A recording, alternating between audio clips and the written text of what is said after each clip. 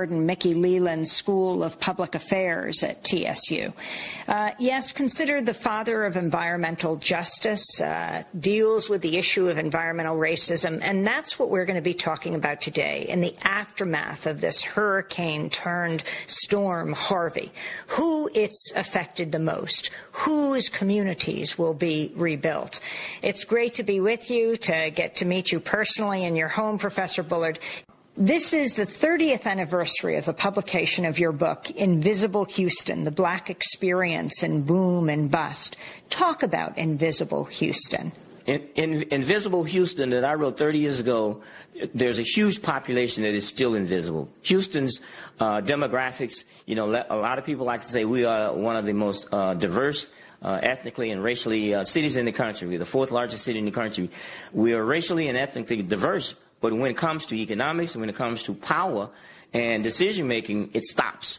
And so when we talk about this whole question of how can we make invisible communities visible? Those communities that have been inundated before the storm by pollution, environmental degradation, living on the fence line with very dangerous kinds of facilities. And when a storm like this happens, it exposes those vulnerabilities, and you have all of this pollution, all of this, oil and chemical plants, and that kind of pollution that's now exposed in the water. And when the flood's water recedes, it's going to leave residue. It's going to leave all kinds of stuff that on the school grounds, on the playgrounds, and on people's yards. And so how we're going to deal with those sediments that's left, and we need testing done. We have to make sure it is safe.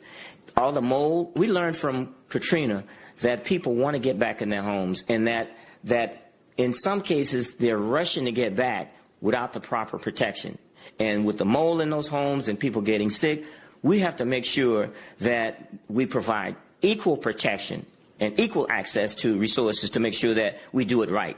When poor people were getting flooded, there was no concern. But now, because when you do not protect the most vulnerable population, you put everybody at risk. We learned that in New Orleans after Katrina. And so we have to make sure that we protect the most vulnerable population, and rebuild with the idea that we're rebuilding with resilience. We cannot just, make Houston like it was. Like it was inequality, very unequal, and those populations that lived, for example, on those fence lines with those chemical companies.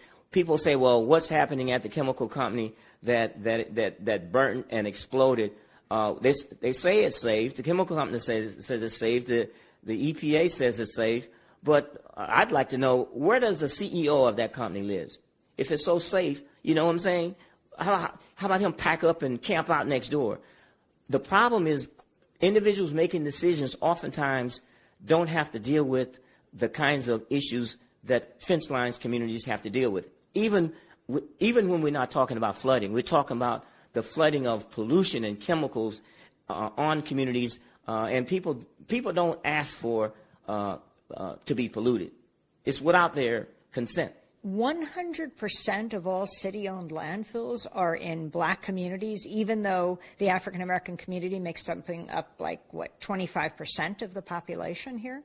Black and brown community populations have borne the burden, even when the population was majority white. So we have to really talk about environmental justice.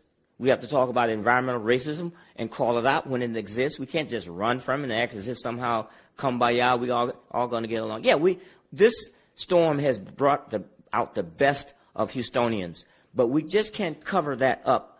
And this history, this legacy of unequal protection, of unequal access to resources. We're an area we're a city that's over 600 square miles, and we have lots of zip codes, but all zip codes are not created equal. And the idea that somehow we can not address the economic inequality and the racial inequality as we recover, those things need to be made plain and upfront and just acknowledged. Nobody's talking about let's stop anything. Let's acknowledge that we have to be very careful that somehow we don't further disadvantage communities that have been marginalized because of structural discrimination.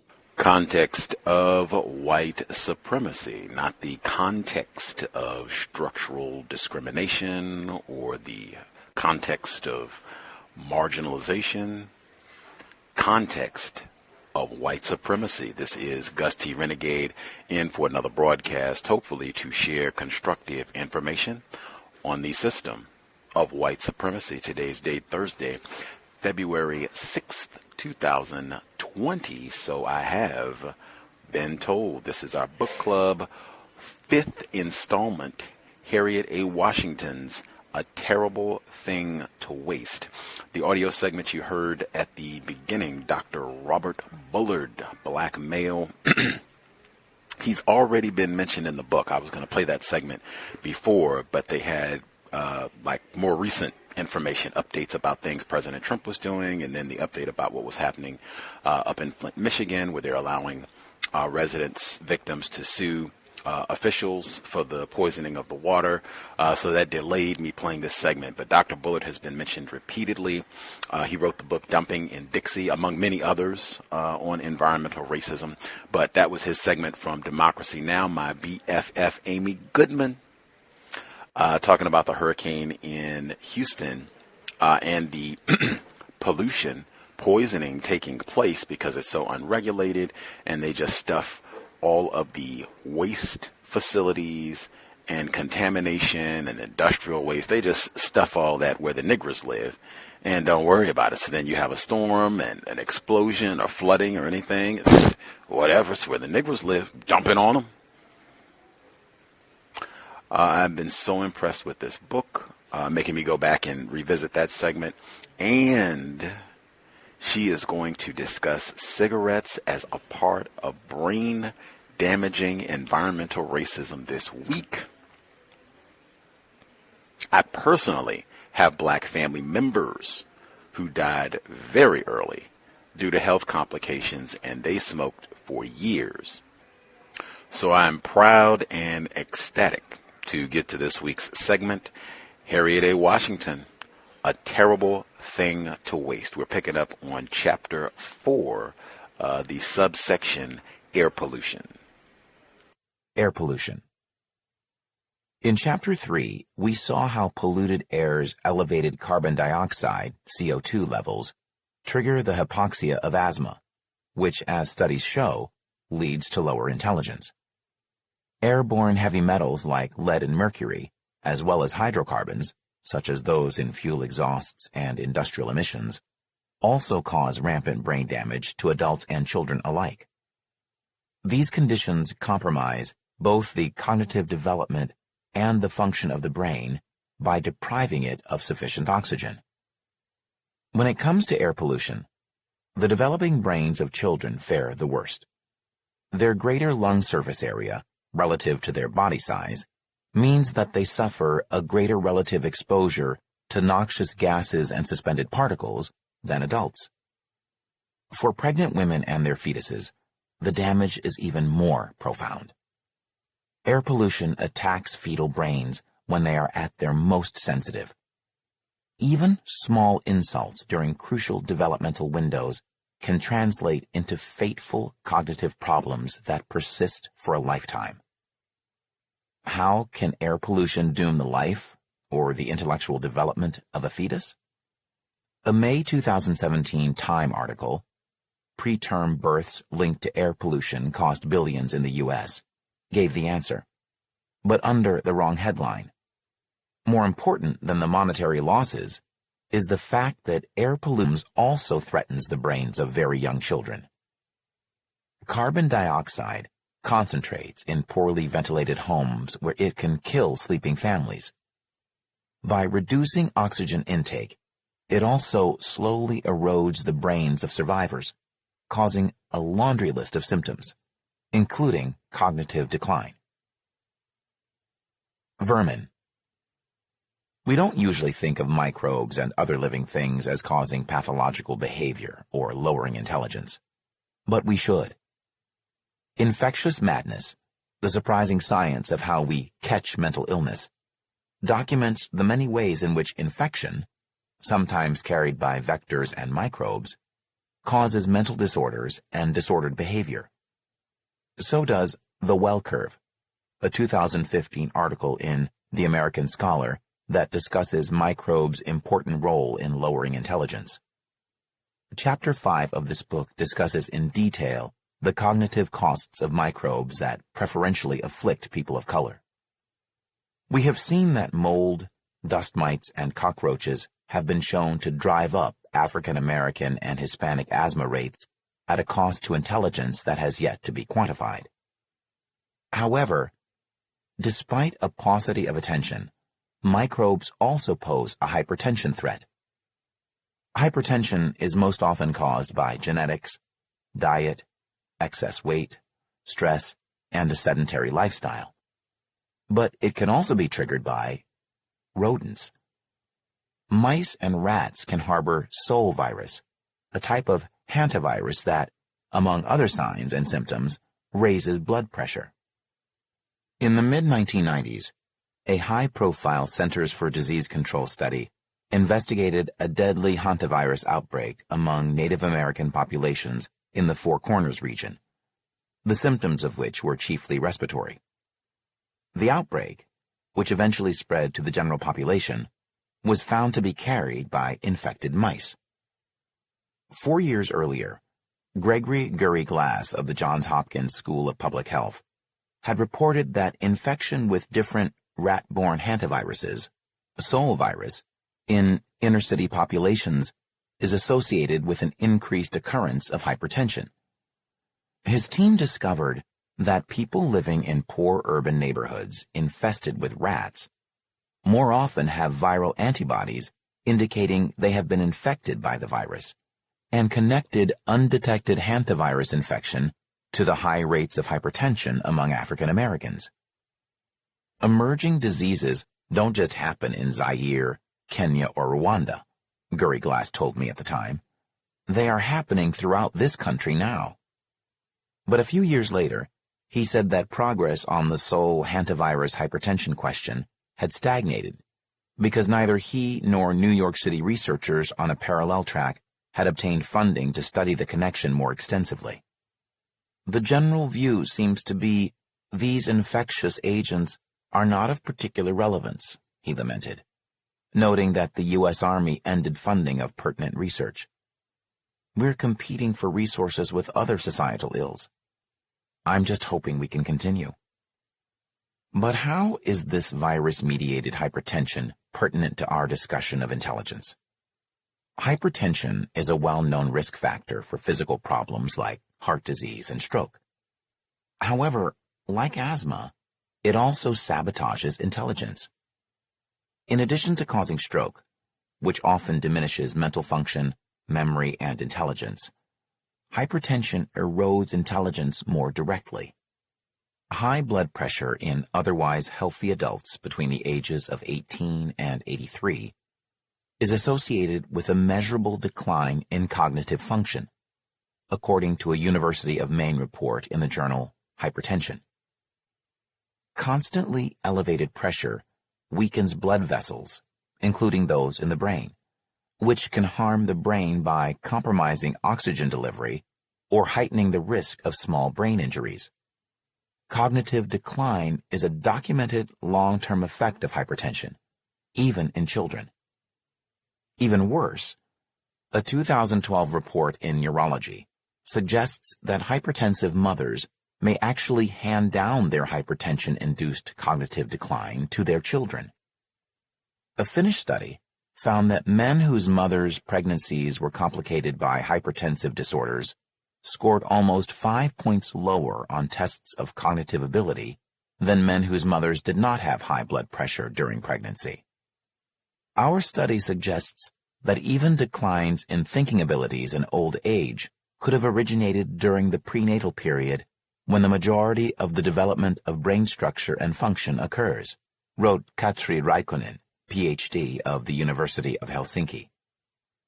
What's more, 1 in 10 pregnancies are complicated by hypertensive disorders like preeclampsia, which is more common and severe in African American women than whites, and is linked to premature birth and low birth weight, factors that are independently associated with lower cognitive ability. Parents seeking a solution to vermin and polluting exposure that could threaten cognition face an uphill road. Moving away from heavily polluted areas and out of dilapidated, vermin-infested housing is an obvious step, but can be an unaffordable one for low-income families, or even middle-class ones, due to mortgage redlining and stubborn U.S. housing segregation. However, even moving away from bus depots, manufacturing plants, and dry cleaners, which are sources of the volatile cleaning solvent trichloroethylene, TCE, provides limited protection. So does investing in HEPA vacuum cleaners, which control semi-volatile organic compounds such as phthalates, flame retardants, pesticides, polycyclic aromatic hydrocarbons, PAH, and polychlorinated biphenyls, PCBs, that otherwise persist in the air and dust. You can further reduce indoor pollution by using air conditioners and maintaining their filters while keeping the windows closed whenever possible, and certainly during high traffic periods. If you own your own home, keeping it vermin-free with the aid of professional exterminators is an expense you cannot afford to forego. If you rent, know your rights as a tenant. Most cities have an agency like Legal Aid or a housing authority that offers free legal representation to tenants who cannot afford a lawyer. Enlist its help in your quest for safe, healthy housing. It may help you to move or to force your landlord to comply with health codes. You can discover the pertinent laws in your area by checking the NOLO site Renters and Tenants' Rights at www.nolo.com/legal-encyclopedia/renters-rights. Municipal codes typically prohibit renting infested residential property and fine landlords for failing to maintain premises free of vermin. If this is the case in your city, you may be able to use the law as leverage to pressure the landlord to hire professional exterminators. Waterborne microbes. Waterborne poisons and microbes also contribute to fetal death and brain damage in communities of color and elsewhere. Lead is not Baltimore's only intelligence-threatening pollutant. Its waters harbor microbes such as bacteria and copious amounts of suspect or disease-causing algae, like Pfiesteria piscicida. Moreover, the risk is much higher in some areas. Residents of the Chesapeake Bay's watershed are exposed to bacteria from sewage at more than 2,000 times the healthy levels. After storms, levels of fecal coliform bacteria from raw sewage and animal waste are extremely high in Baltimore County's Back River. In 2001, they ranged from 640 to 2,135 times higher than the healthy levels. The EPA and Justice Department sued Baltimore in 1997 over its malfunctioning sewage system, and municipal officials made a legal commitment to perform $900 million in repairs and upgrades. Even so, the water of the Back River continues to harbor at least one oxygen-deprived dead zone where nothing can live. Its sewage and microbial waste is joined by a witch's brew of pollutants that are also known to affect cognition. Our waters have a little bit of Prozac in them, a little bit of oral contraceptive hormone, a lot of caffeine, summarized Hopkins professor Thomas A. Burke. Meanwhile, experts from the Johns Hopkins Bloomberg School of Public Health reassured residents that if they limit their consumption of fish to the state's guidelines, they should be fine. But because some areas are much more heavily affected than others, limiting exposure is not always possible. Nor is it practicable to expect this of people who fish not for sport, but for subsistence, supplementing their diet with a free source of quality protein. As David Baker, the environmental activist in Anniston, Riley, observed. We're fishing for survival. We're not going to throw fish back. Mercury-tainted fish. To eat or not to eat? For pregnant women and new mothers, subsistence fishing presents another danger to their children's brains. Mercury. Doctors urge pregnant women to enrich their diets, even before conception, with foods that will help build their baby's brains. But in earlier chapters, we have heard how environmental poisoning prevents many poor African Americans and Hispanics from gardening for fruits and vegetables and discourages fishing for high-quality protein. In urban communities, food swamps abound, creating the same dearth of nutritious food. Ethnic enclaves without supermarkets or farmers' markets are often dubbed food deserts. However, the term food swamps is more accurate because the absence of healthy food in these regions coexists with an abundance of cheap, easily available, non-nutritious, sugary and fatty fare, as well as the targeted marketing of potent forms of alcohol and of tobacco. Communities of color are often dependent on corner stores and bodegas, where a handful of faded vegetables can cost more than an entire fast food meal. Parents typically must pay for taxis to reach supermarkets and return with groceries, adding to their cost. Such dietary danger zones are tied to income, but are more strongly tied to race. And when it comes to nutrition, infants, once again, are not just miniature adults. The large surface area of their intestines relative to their body volume often makes infants more vulnerable to toxins in food. They also metabolize foods and medications through different pathways than adults do.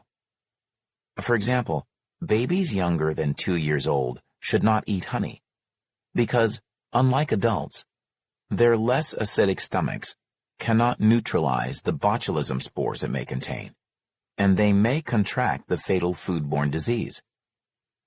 Babies require special vitamin supplements.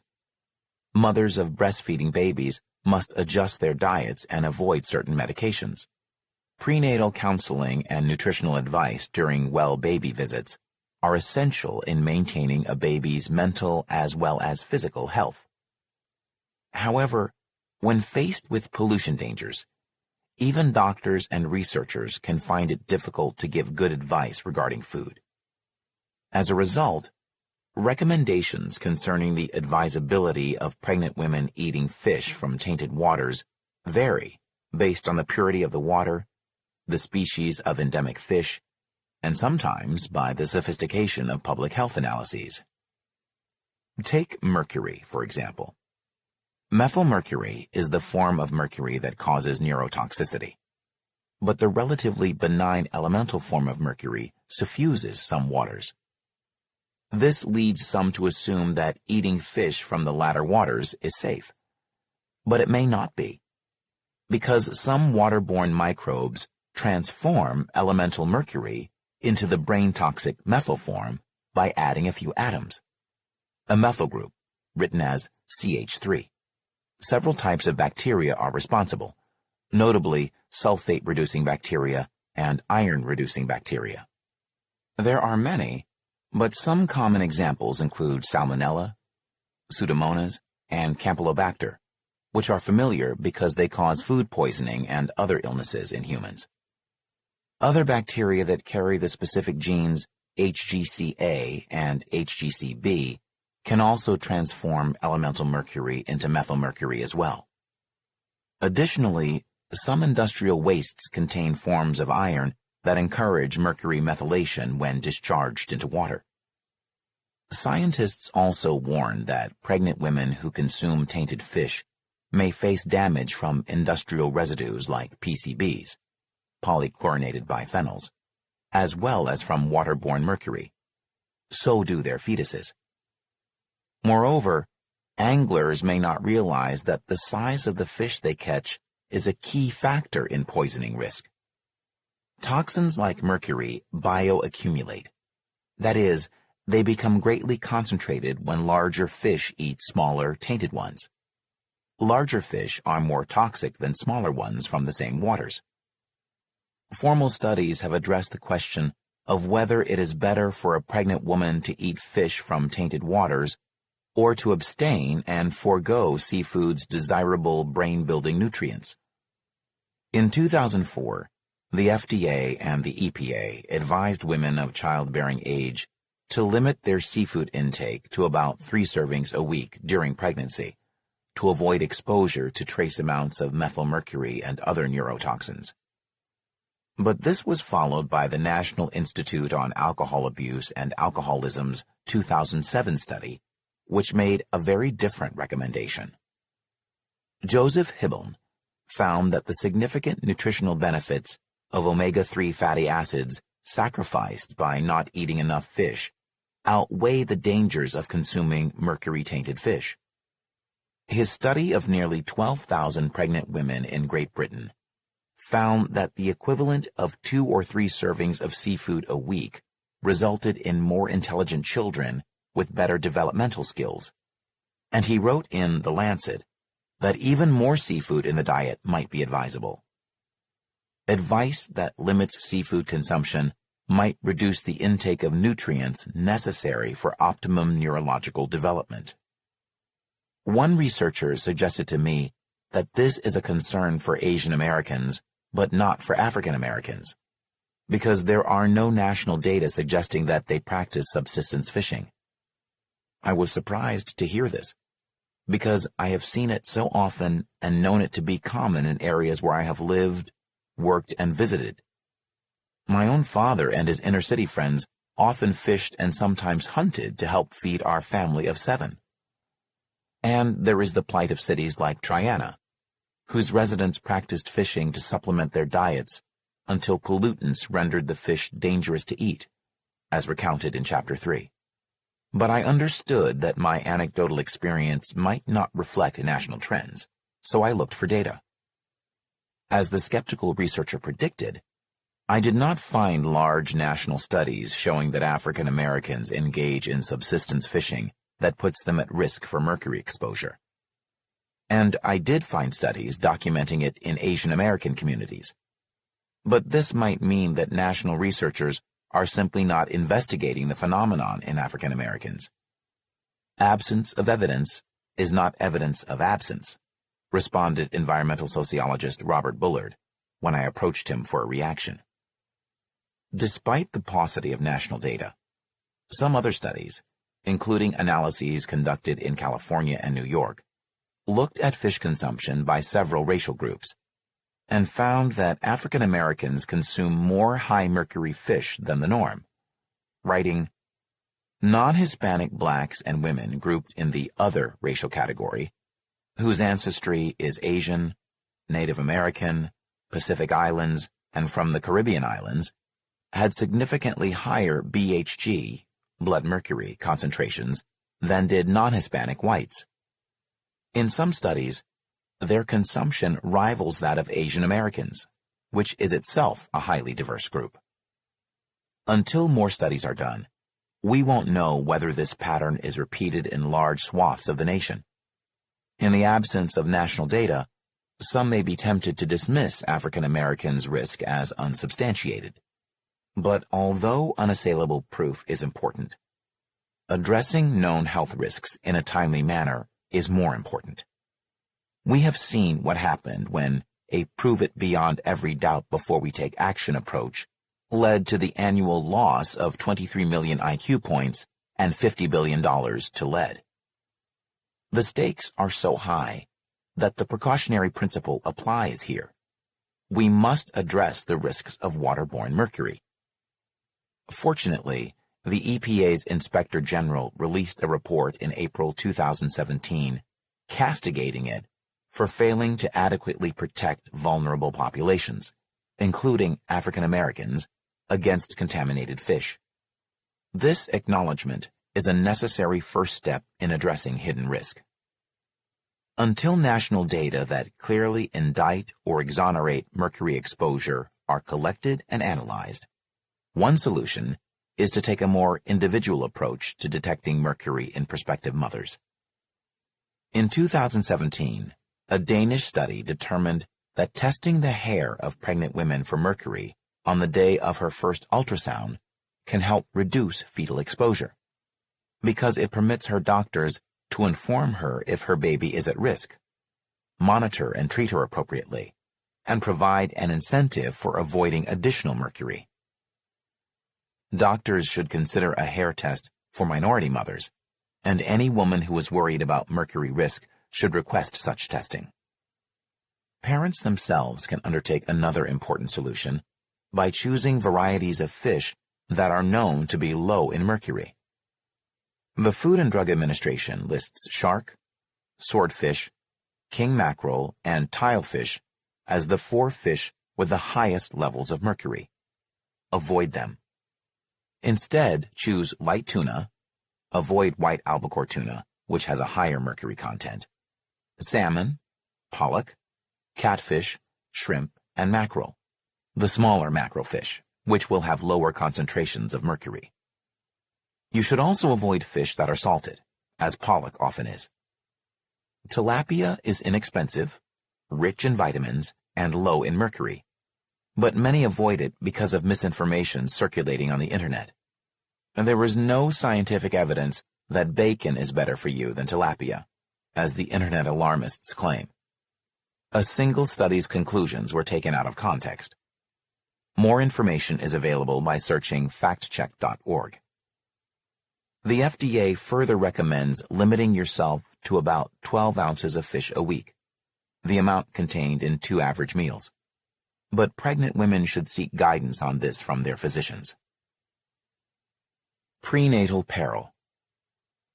The mercury exposure to omega-3 fatty acids risk-benefit ratio is just one aspect of quality prenatal nutrition related to intelligence.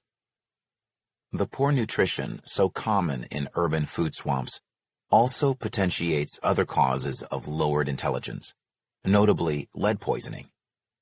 But a high-nutrient diet that includes varied fruits and vegetables offers some protection against the ravages of lead poisoning because a wealth of nutrients, like the calcium in canned salmon, sardines, leafy green vegetables, and milk, makes it harder for lead to be absorbed and strengthens the immune system. Iron, found in beans, lentils, lean red meat, raisins, prunes, and other dried fruits, also blocks lead absorption. In addition, pregnant women, new mothers, and their children are too often deficient in amino acids, iodine, calcium, iron, phosphorus, and vitamins such as folic acid, which prevents cognition-sapping neural tube defects. A varied, balanced diet and supplements will further protect the infant brain. Although all developing fetuses and children need similar nutrients and similar protections against poisons, race and ethnicity sometimes complicate acquiring them. We are rarely speaking of physiological differences, although there are a few, such as the increased need of dark-skinned people, like some African Americans, Asians, and Hispanics, for additional vitamin D supplements. Vitamin D deficiency is more prevalent among African Americans, even young healthy ones, in part because their darker skin blocks sunlight's UV rays, which are necessary for our bodies to manufacture vitamin D, and are relatively scarce at North America's higher latitudes. Most racially disproportionate nutritional risks are created by environmental and social pressures.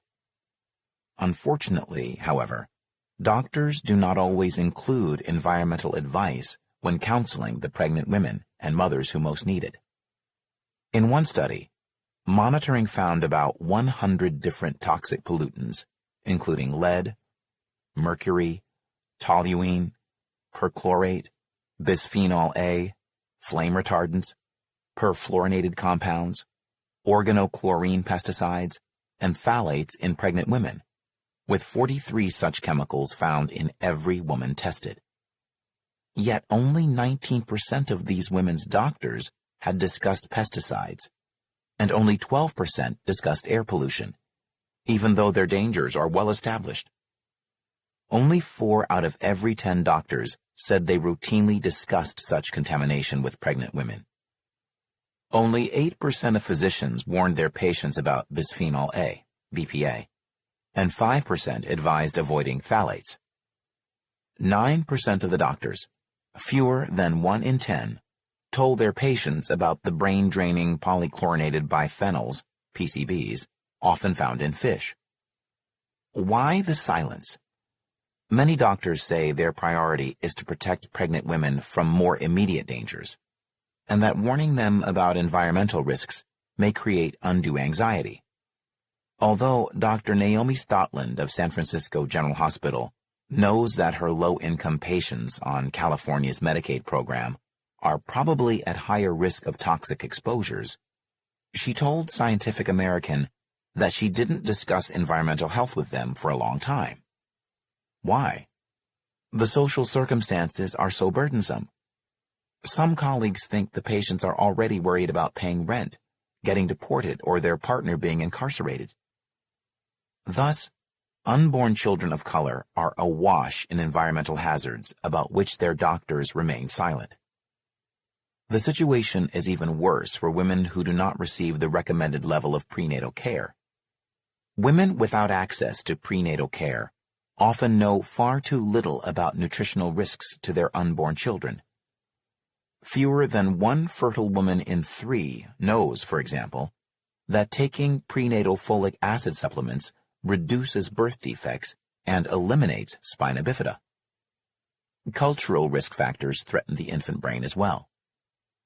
Some folk remedies, such as Greta and Azarkan teas, taken for indigestion, contain lead, and so do some candies and delicacies from countries like Mexico and China that are imported and sold cheaply in dollar stores or bodegas to people of all ethnicities. Nzu and poto nostrums for morning sickness can contain dangerous levels of lead as well.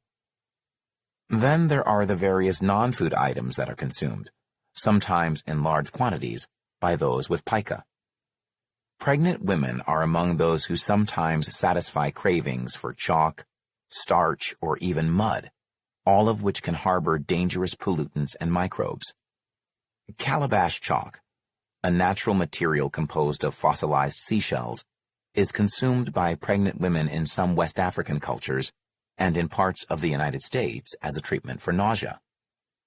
It is found in North American ethnic stores as well, but it can contain high levels of lead and other risky adulterants.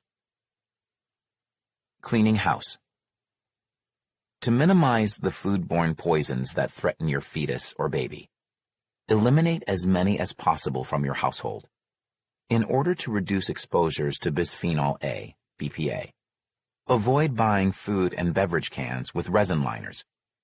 This is especially important in light of a New York City study that measured prenatal and postnatal BPA exposure until age 5 in inner-city African-American children, and found that children with the highest BPA exposure levels showed more problems on tests that measured emotional reactivity and aggressive behavior.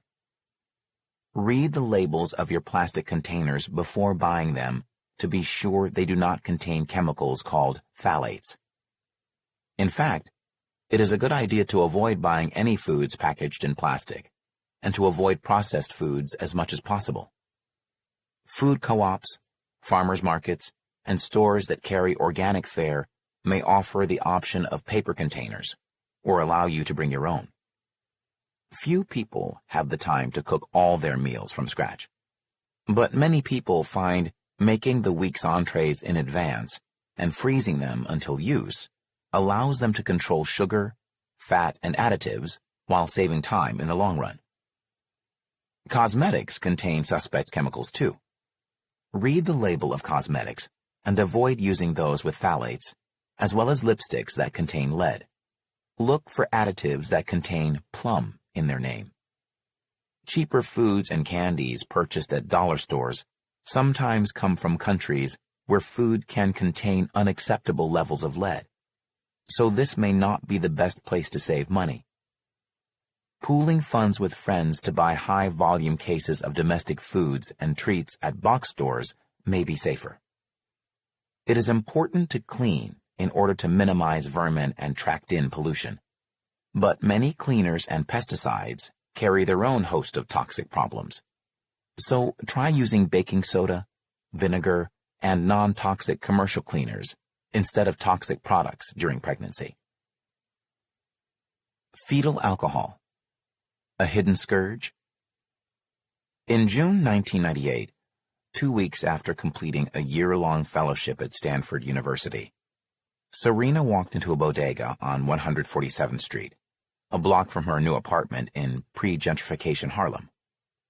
Repulsed by the fumes from young smokers as she waited her turn in the dingy, claustrophobic storefront, she watched a young man buy a 40-ounce bottle of malt liquor without being asked to produce ID. Another requested 2 Lucy's and was surreptitiously handed a couple of cigarettes in exchange for $1. Intimidated by the sketchy characters loitering about, she tried not to stare at the clerk and wondered whether it was safe to say anything. But as she looked away, a lurid poster just beneath the counter riveted her attention. Could she be seeing correctly? The graphic ad featured a color photograph of 2 rhinoceroses copulating over a slogan proclaiming the virtues of an obscure malt liquor brand. She was shocked into silence until she heard giggling and saw 2 young boys pointing at it. Then she became angry. Adults might not notice the poster, but it was low enough to be directly in the line of sight of the children. "What is this, and why is it here?" she demanded. "Don't you know that these children can see it?" A shrug and a smirk accompanied the clerk's bored response. "I don't know, lady. I'm not the owner. Are you going to buy something?" Every block in the ghetto has a church and a liquor store. Dr. Walter Cooper, retired Eastman Kodak executive and NYS Regent Emeritus, once told me. Perhaps it's inevitable that growing up in an environment saturated with enticements to dangerous addictions would lead to African Americans suffering the nation's highest rate of smoking and second highest rate of fetal alcohol syndrome. Over a decade after Serena's experience, even with gentrification in full swing, lurid alcohol shops continued to haunt Harlem neighborhoods. In 2011, even the historically black neighborhood of Mount Morris Park, home to $2 million brownstones and $3 million apartments, became the site of a nuance-free liquor store, replete with a rolled-down steel gate, plexiglass customer barriers, and lurid neon sign decried by its appalled neighbors as ghetto. They complained to the New York Times that they knew a liquor store was coming, but they had expected a tiny wine shop, not a bulletproof dive hawking night train. What's for sale in such establishments? Something you're hard-pressed to find elsewhere. Cans and bottles of malt liquor share the refrigerated case with Budweisers and Becks, but they deliver the alcoholic wallop of a bottle of wine, not a can of beer.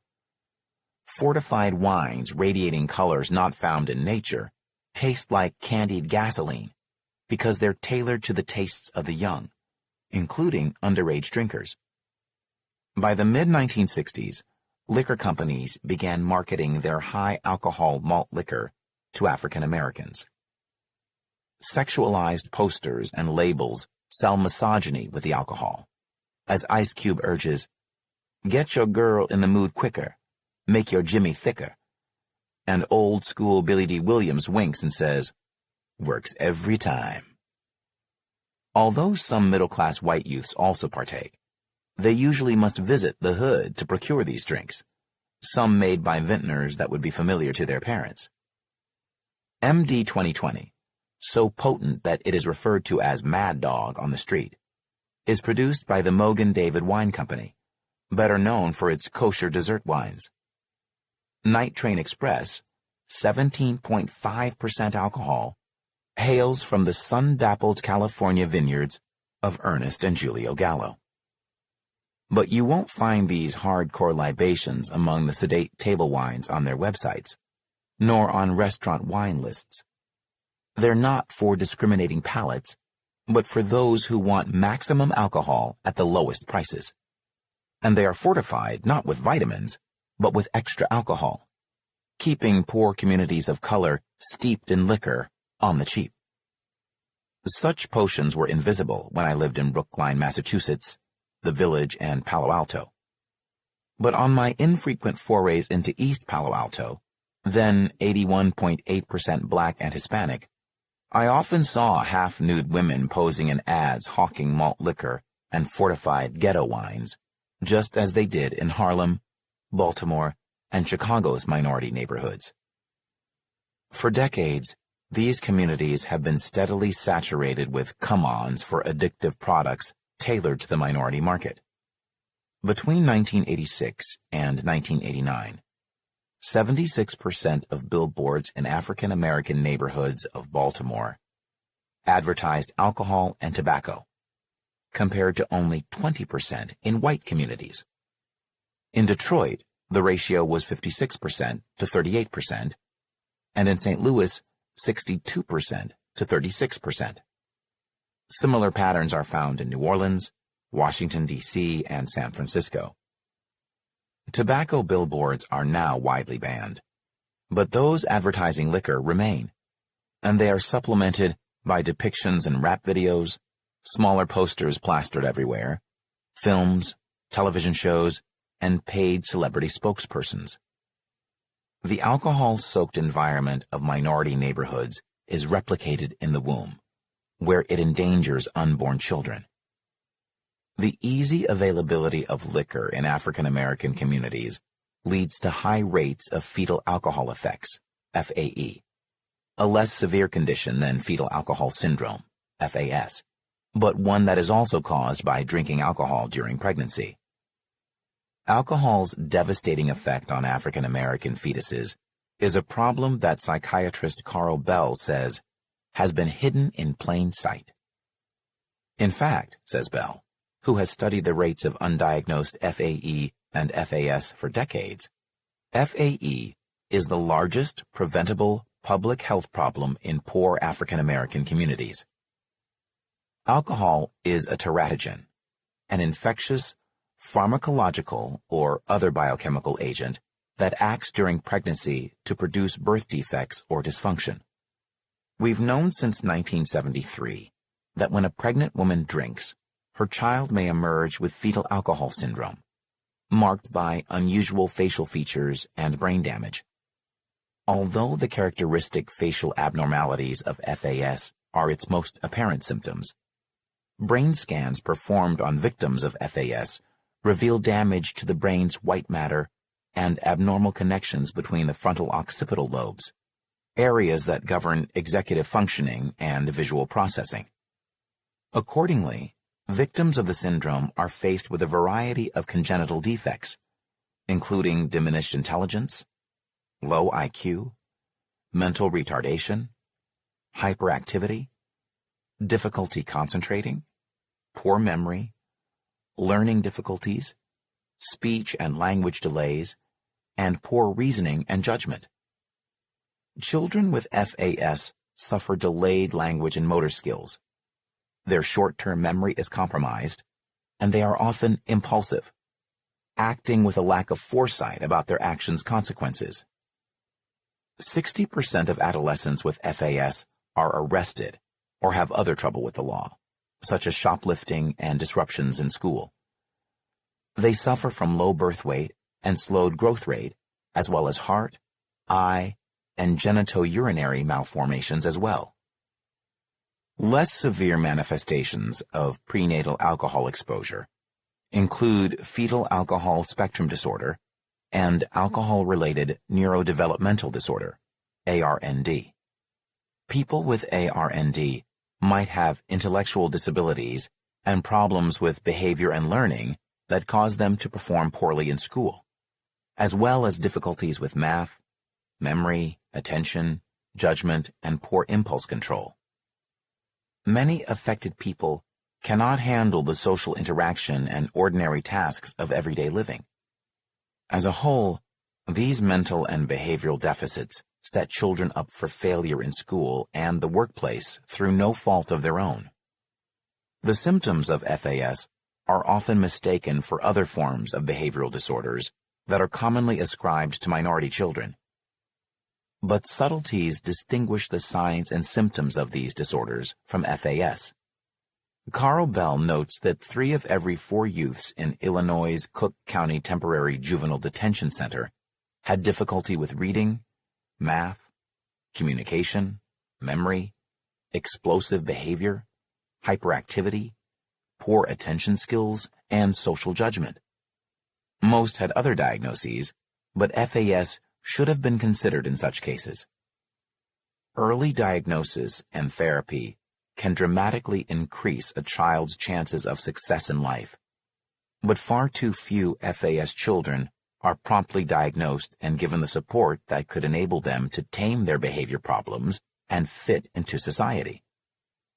Although the national rate of FAS is 2 to 5% of children, Bell and his Chicago colleagues documented a staggeringly high FASD rate of 57% in a Chicago clinic that served African American patients. Their symptoms and medical history were consistent with the spectrum of fetal alcohol disorders. It's entirely possible that FAS alone contributes significantly to the lower average IQ of U.S. African Americans. However, we require larger studies of FAS rates among African Americans nationwide to know for sure. How could this FAS epidemic among African Americans fall below the public health radar, especially when, as Johns Hopkins University professor Ellen Silberberg points out, the African American alcoholism rate is lower than the national average? Because several factors tend to veil alcohol-related brain damage among African American children. Most African American mothers of babies suffering from FAS/FASD are not alcoholics. Health workers suspect and often screen for FASD in the babies of alcoholics, but not necessarily in the babies of women who are moderate drinkers. Moreover, even exposure to alcohol only during the 3rd trimester of pregnancy can trigger FASD. But this is precisely when some mothers erroneously assume that their baby is fully formed and that a glass of wine or an occasional cocktail is safe. There is also a higher prevalence of fetal alcohol syndrome, although African American women are less likely to drink than whites. Mothers of FAS/FASD babies are young and tend not to know they are pregnant until 2 months have passed. During this time, they may have engaged in social drinking that puts their baby at risk. Health workers focus on Native American mothers. The high known rate of FAS in Native Americans leads to stricter scrutiny of their infants, but not of African American babies. Although screening for FAS is important, we must guard against the firewater myth, the belief that biological or genetic differences make American Indians, Alaska Natives, and other First Nations people more susceptible to the effects of alcohol, including alcohol problems such as FAS. Aside from being plain wrong, the futility inherent in this myth is a disservice to Native Americans, a study by University of Alaska psychologists found, because believing that one is vulnerable to problems with alcohol may have negative effects on expectancies and drinking behavior, and have negative effects on attempts to moderate drinking. No law requires that U.S. newborns be screened for FAS. This means that many infants are never diagnosed, and Bell documents that as they age, their intelligence loss and behavior problems are ascribed to other causes. Immediate protective measures have not been instituted. We swab newborn babies' eyes with silver nitrate to protect against possible damage from gonorrhea during birth. Most mothers don't have gonorrhea, but this offers safe, cheap, and effective insurance against blindness for the minority whose mothers do. We need similar protective steps for babies exposed to alcohol in utero. Bell thinks that such a simple, safe protective treatment exists. Based on evidence that it protects against FAS, he and others recommend that we explore the option of giving women choline, a vitamin-like nutrient that has been shown to be protective against FAS in his and others' studies. If proven effective and safe in wider studies, he urges that we adopt postnatal choline, that it be added to prenatal vitamins, and that its current dosage in conventional multivitamins should be increased. Some studies also offer evidence that choline may protect against another brain thief, Alzheimer's, which African Americans suffer from at twice the national rate. Researchers at the University of Colorado at Denver propose that a form of choline may help prevent the development of autism, ADHD, and schizophrenia as well. Choline seems to be a nutrient that demands further investigation. Although the consequences of FAS are dire, its victims are not doomed, because protective factors and early intervention can ward off signature life failures like dropping out of school, chronic unemployment, and jail.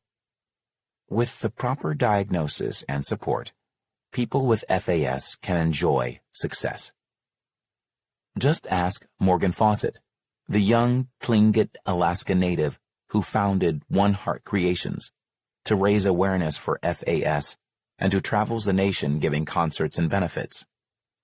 Fawcett is also a flutist who was honored as a champion of change in a 2011 White House ceremony. Initially, he recalls, "I had no clue that I was struggling because parts of my brain didn't develop. I was struggling because my body didn't develop right. My mother drank during pregnancy. But just because she drank during pregnancy doesn't make her a bad person. There's a stigma placed on mothers. When it comes to fetal alcohol, there are only victims, never perpetrators. Even with my disabilities, because I have support, we are doing things differently. I've become profoundly successful. I'm a 4.0 student in my college because we were able to adapt my learning style to my coursework. The disastrous effects of FAS can be mitigated and even prevented," says Luther K. Robinson, professor of pediatrics at the State University of New York School of Medicine and Biomedical Sciences. He lists the factors that protect against failure as including an early diagnosis of FAS before 6 years of age, receiving developmental disability services, a positive, stable, nurturing home for at least 3/4 of one's life, and not being subjected to violence. All of these measures protect against school dropout, jail, and chronic unemployment, says Robinson. Catherine K. Kelly, project director of the University of Washington's FASD Legal Issues Resource Center, agrees. Context of White Supremacy. I got caught up in the text and like, oh, wait a minute.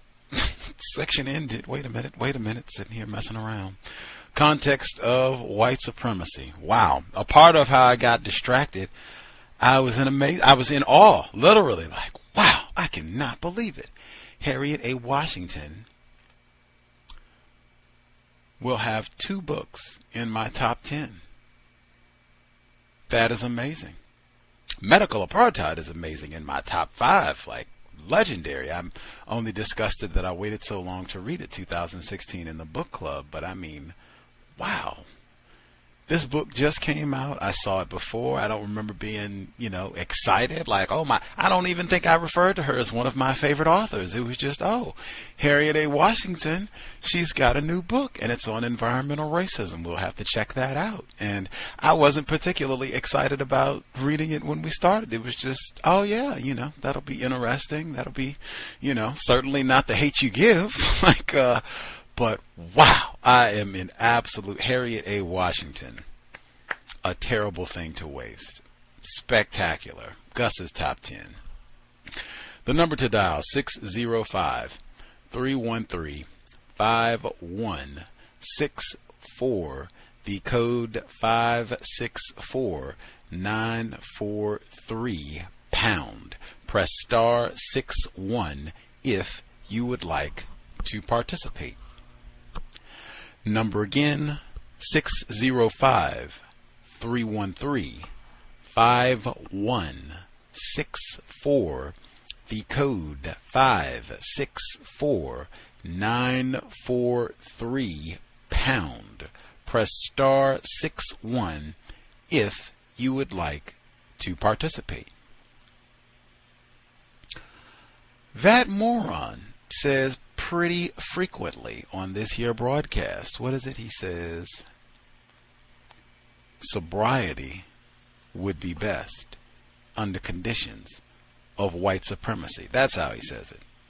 That's how he says it. We will be picking up the next segment, Smoking Gun, Welsing moment. Smoking Gun is the subheading. We're still in chapter 4. Still kind of, let me make sure I was going to say, are we still early in the book? Chapter 4? We're kind of at the little bit beyond the halfway point, so not too early, but we got chapters to go. Chapters to go. A terrible thing to waste. Star 61 if you have thoughts, suggestions. We did have a listener write in. Let me make sure I get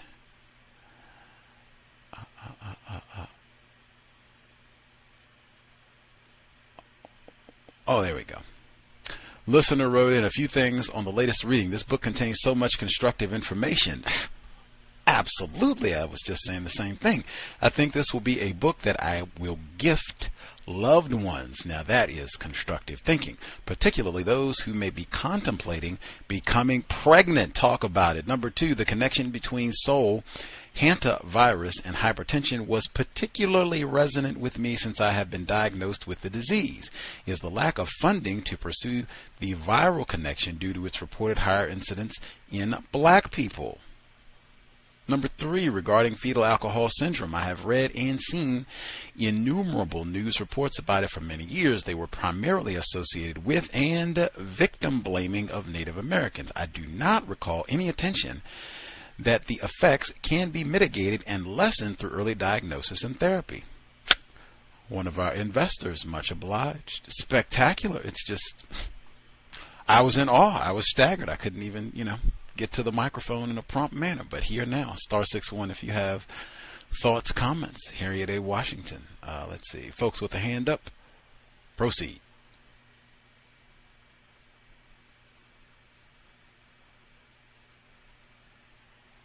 Can I be heard? Greetings, Henry in Chicago. Greetings, Gus, and greetings to all the callers and listeners. The reading for this week, or this at least this session, heavy Chicago connections here, in regards to the vermin or the rats that they were talking about. What's interesting is Chicago has been the rat capital, according to many publications, including Orkin, which is an extermination service. They do these surveys on what is the cities with the most reported rats. And Chicago has been number 1 for the last 5 years. But what's interesting, though, is when I look in depth into those reports, they always say that the neighborhoods with the most rats reported were actually in predominantly white neighborhoods. Now, this doesn't mean that, non-white black areas don't have rats. They probably do report them. They just, don't do anything about them, because there are rats in areas where non-white black people live. So that was pretty interesting. Carl Bell, probably one of the few black psychologists out here, outside of people like Dr. Francis Cress Welsing, who was basically using his craft in various anti-racist ways. He just recently passed, actually, in August, so very prominent in the Chicagoland area. But that's interesting with the fetal syndrome disorder that was being reported in the book. But obviously, that's not surprising, considering most liquor stores or even stores that sell liquor are in areas where non-white black people live at. You would literally probably can count to one to go into an area where white people live at, and you might find one liquor store. Even though, and even in the reading says it, that whites are more liable to consume alcohol than non-white black folks. But a lot of liquor stores are in predominantly black areas. So that's all I have. I mean, my line. Dr. Bell thought his work was super important as well. I forgot about his passing. Much obliged, Henry in Chicago. Other folks that we have missed totally, if you have commentary, proceed. Can I be heard? Can I be heard? I heard Thomas in New York and Draptomania. If you want to speak up, Draptomania, proceed. Okay, can you hear me now, guys? Yes, ma'am. Okay. This chapter is amazing. It has so much information. I agree with you. I was definitely going to put that on my top 15 book, top 15 best books that I've read thus far. And I was pretty amazed also, like the other and the other caller that wrote in about how the correlation. We're finding out that a lot of the diseases such as cancer, and now just by reading the area about high blood pressure, how those things can be caused by environment and also viruses. I thought that was pretty amazing because speaking from a personal perspective, when I moved to the area that I moved to now, where I live at now, reside at, coming from, they call it up top, from up north to the south. Prior to that, I never had high blood pressure. And then once I got down here, I had ended up getting high blood pressure. And at the time, I was smoking cigarettes, and high blood pressure is something that always kind of scared me. So once I found out, by going to the doctor, I found out that by smoking cigarettes, it can cause your blood pressure to rise. So that was one of the determining factors that caused me to stop smoking. It's been like 7 years. Actually, how many years? Going on 7 years since I smoked. So I just thought it was pretty interesting, and I do agree with. It's definitely true because I grew up in those neighborhoods, impoverished neighborhoods. Definitely, I could definitely agree that in neighborhoods, you're dealing with bodegas, you're dealing with liquor stores on every corner, and churches on every other corner, and drug dealers on every other corner, and I just we always it took me back to that movie Black Dynamite, and in the movie they were basically saying that how malt liquor, it was basically like they were kind of clowning. They were clowning basically saying how malt liquor causes black men's penis to shrink. And, there's a whole lot of truth to a lot of this stuff that we're finding out. And with the whole, what is it, Mad Dog 2020, we used to call it liquid crack in the neighbor, in the hood, as you would call it. We call that liquid crack because it would just get you so drunk, get you drunk quicker than any other alcohol. Like, you would just take a little bit of it and just be totally inebriated. And also, like, the malt liquors, it was always accessible, in the neighborhood. You like growing up, going to the store, buying liquor and malt liquor and drinking that. And, it's just all of that stuff is just easily accessible. So I can definitely, just from my own experience, say that a lot of that what she's saying is definitely true. But I do agree that a lot of this, and also with the bisphenol A, we just remember we talked about that. I had discussed that last week about how the effects of bisphenol A and what they have on individuals. So I'm really, really enjoying the book. I find it very constructive. I'm learning so much, and I don't have the book yet, but I'm definitely going to buy it. Actually, I was on Amazon right now doing a review. So I just want to thank you so much for, reading the book, because I hadn't even heard of this book prior to you even, saying that we're going to read it on the book club. So thank you again for all of your informative information that you continue to provide for us. Thank you. Much obliged. Reading is more important than watching television. Great to write a review. Pam used to talk about that all the time. If it's a black author and you think they have constructive information, write a review. That might help encourage some other black people to pick up the book, get it as a gift. Thomas in New York, thank you for yielding the floor. Good evening to all. Good evening, Gus. Great book. I might like this a little better than the medical apartheid, Gus. I mean, because it's not historical so much. It's like right now, medical apartheid was talking about slavery and things like, which was very informative. Both of them are excellent, but this one is like stuff you can use right now. Bam, bam, bam. Shots. Nothing can be said. They gave a shout out to Muhammad's store right around the corner from me on 47th Street. I to this day, I don't see how the people eat out of that store. I'm like, how do y'all let these Arabs cook y'all food in this dirty store with 10 people selling drugs? It's like a dispensary. You know what I'm saying?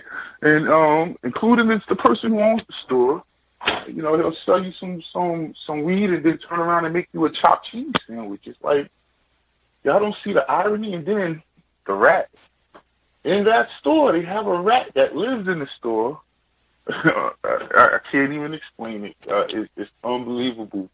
And people eat from there. It's totally disgusting. Rats in New York at garbage night. I walk in the street. Say they're huge and territorial. You see them going to war with other rats. Cats don't even bother them. Dogs just look at them. In fact, I seen a lady walking with a big, it looked like a King Corso or something like that, a big pit bull looking dog. And she was walking down the street, and I saw where she was walking at, so I just stood there and waited because I knew it was going to run around. And it ran out in front of her. The dog and her stopped.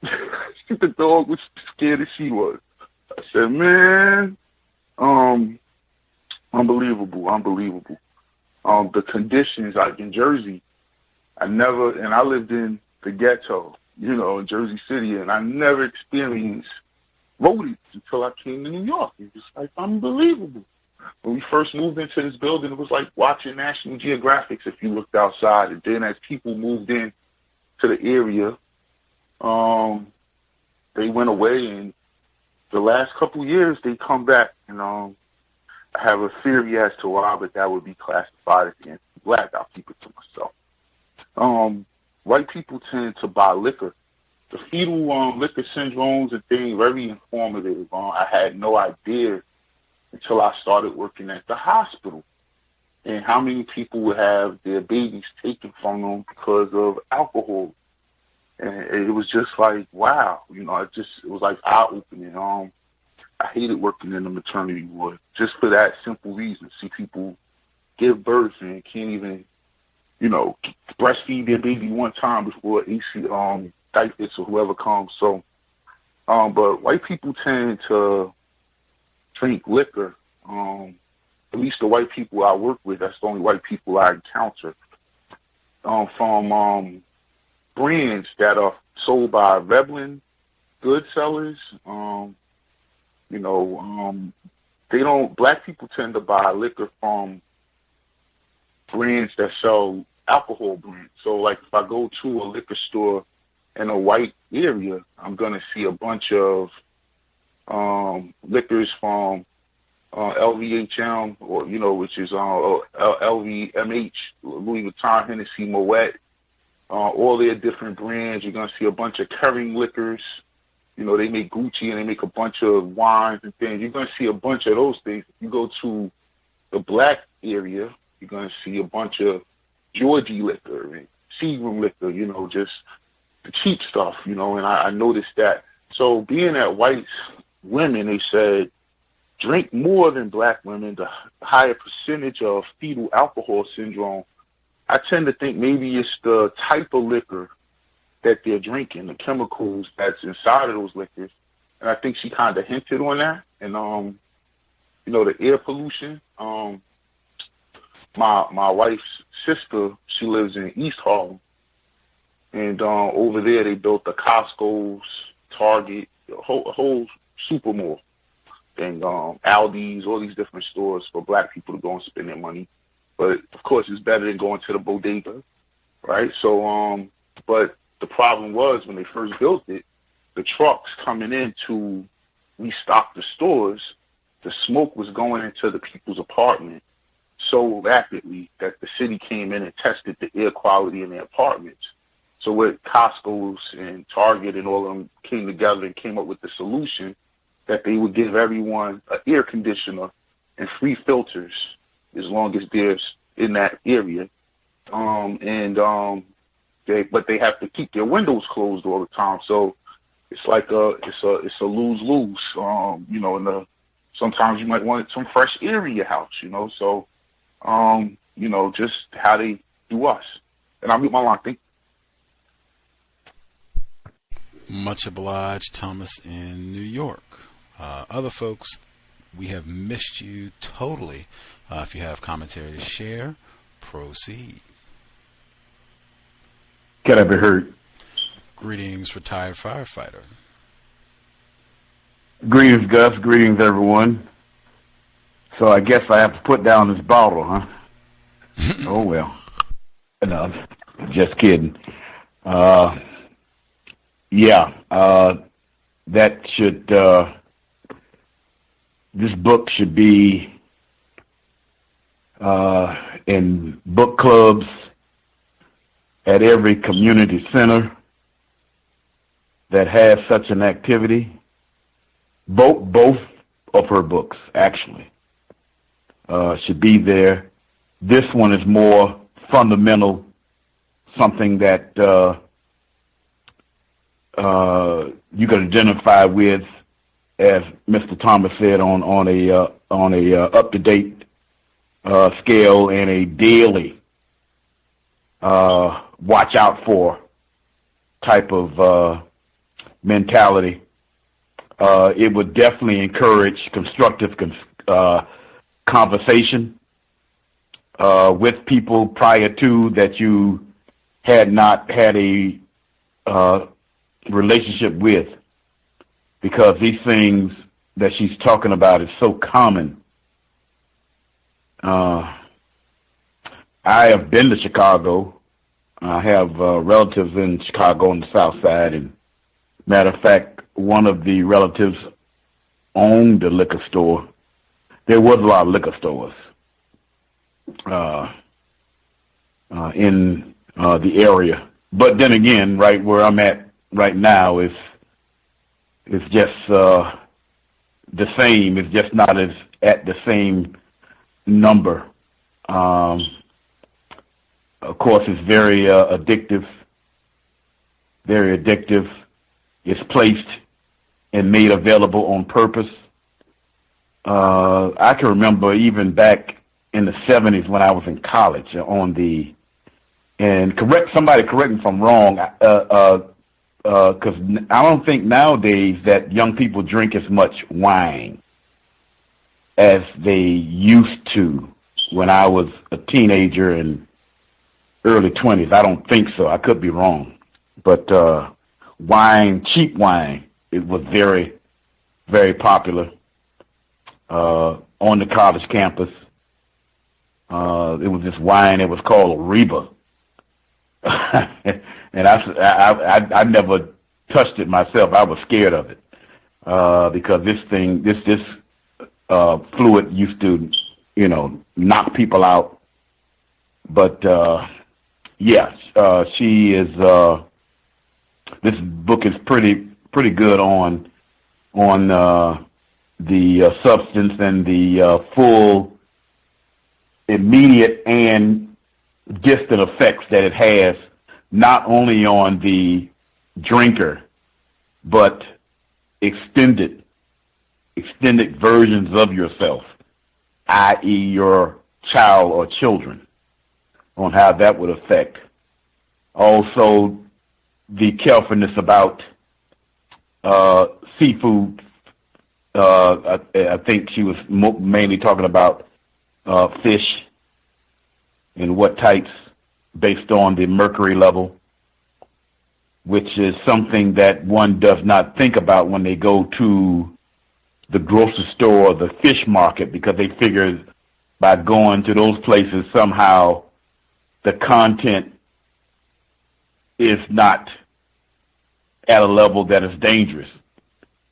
And in some cases, especially if it's a seafood place or a grocery store in the areas where a lot of black people at, it probably ain't gonna be good.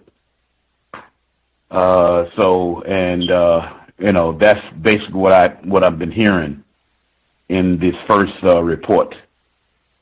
And I will continue listening. It's very easy to listen and follow too. And like I said before, it should be a book that would conjure up a lot of constructive conversation amongst people. Thank you. Much obliged, retired firefighter. Excellent read. I've enjoyed it a lot. Getting through some of my notes. Folks listening in, if you think you have comments or thoughts, press *61. Let's see.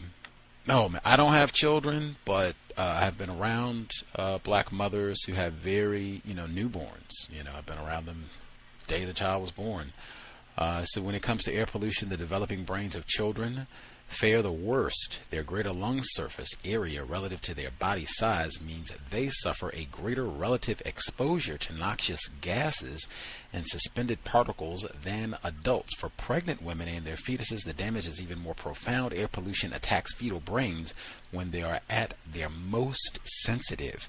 Again, it's so much. It's Dr. Welsing when she said, when you mess around with sex, the joke is on the offspring. I think for a lot of us, I know I would not have even thought of, oh man, wait a minute, if we're in an air that has a lot of air pollution, we can't, we need to maybe be out away from a high traffic area and a lot of cars and that sort of thing, and check out, see which areas have best. It's a lot to think about if you're going to have children, especially in a system of racism, white supremacy. Let's see. Says babies require special vitamin supplements. Mothers of breastfeeding babies must adjust their diets and avoid certain medications. Prenatal counseling and nutritional advice during well baby visits are essential in maintaining babies' mental as well as physical health. In a system of white supremacy, you're just not going to have these sort of resources available to black parents where they're supported, nourished. Let's make sure that you have a healthy diet, no, Fritos and corn chips and McDonald's and, chickens, Popeyes chickens, like fresh, healthy vegetables, nourished, so you can nourish your baby. It takes more calories to breastfeed a child, like it takes an extraordinary amount of calories and energies to provide breast milk for a child. Like, you really have to be nourishing, the mother has to be nourishing herself well. And that's the system of white supremacy is, diametrically opposed to that. She said, I did find studies documenting mercury exposure in Asian American communities, but this might mean that national researchers are simply not investigating the phenomenon in African Americans. Absence of evidence is not the evidence of absence, responded environmental sociologist Dr. Robert Bullard when I approached him for a reaction. He was at the beginning of the program today. I had the audio where he was on Democracy Now! 2017 in Houston talking about the hurricane, environmental racism, same subject. Appreciated her talking about the fish. But again, we are having a plant-based yoga retreat in Toronto, Ontario, Canada. Submitted my passport application this week. Plant-based yoga retreat means you don't have to worry about the mercury levels in the fish. I do hear some folks who say they are pescatarians. Whites, and I love fish. I'm in a cold water environment, so they have an abundance of fish, crab, you name it. But racists, they contaminate everything, all of the plastic, we didn't even get to that, in the ocean that gets in the fish, mercury, everything else. They have an oil spill every other week that gets in the water. We talked about that with after Hurricane Katrina, when they had the oil spill in the Gulf of Louisiana, and it was just spewing all that oil getting out into the sea. You don't think that, impacts the shrimp and other life that lives in that water? And then when you go and are trying to consume that shrimp, plant-based yoga retreats, May 21 through May 24. Let's see. This program is the Context of White Supremacy. I certainly noted where she says there's no scientific evidence that bacon is better for you than tilapia, as the internet alarmists claim. A single study's conclusions were taken out of context. Context is very important. Let's see. She says, we just had a caller dial in. We were talking about diet, plant-based yoga retreat, Toronto, May 21 through May 24. She was asking about my diet, and she said, Gus, how are your iron levels since you've been vegan now for 2 years plus? And I said, hey, my iron levels are better now than they were when I was eating Cheetos and fried chicken and nonsense.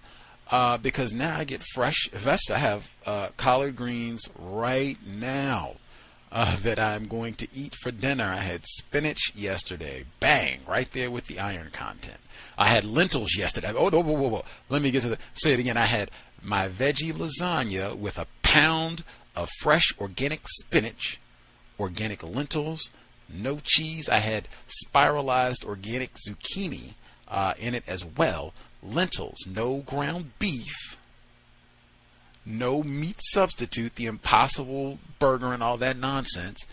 Lentils, just lentils, organic. That was what I had in my lasagna. And I take a food multivitamin, organic food-based multivitamin. Dr. Lathan recommended that just to check my levels. It's got vitamin D. She mentioned that just to make sure. But then she gets to prenatal peril. She says, bang. A high nutrient diet that includes varied fruits and vegetables offers some protection against the ravages of lead poisoning because a wealth of nutrients like the calcium in canned salmon, if it doesn't have contamination, sardines, if it's not contaminated, and all that salt. There we go. Leafy green vegetables and milk. I don't know. You can do better. Makes it harder for lead to be absorbed and strengthens the immune system. Lot of scientific evidence. Documentaries included milk weakens your immune system, but neither here nor there. She says iron found in beans, lentils, lean red meat, raisins, prunes, and other dried fruits also blocks lead absorption. She mentioned lean red meat. Everything else she mentioned in her list for iron, getting it through your food, making food your medicine, was plant-based. That's how I know my iron levels are fine, even though I had done my research and went and got checked all of that. But I mean, that right there, I wasn't eating a regular amount of lentils, beans, dried fruits, green leafy vegetables. I was not eating any of those foods on a regular basis or taking a food-based multivitamin. I do all of that now on a regular basis and have for 2+ years. So, in addition, pregnant women, new mothers, and their children all are too often deficient in amino acids, iodine, calcium, iron, phosphorus, and vitamins such as folic acid, which prevents cognition sapping neural tube defects. A varied, balanced diet and supplements will further protect the infant brain. We've already talked about how the environment is designed so that you will not have access to that varied, balanced diet. You will not have fresh lentils and fresh produce and vegetables. No. Have some bacon.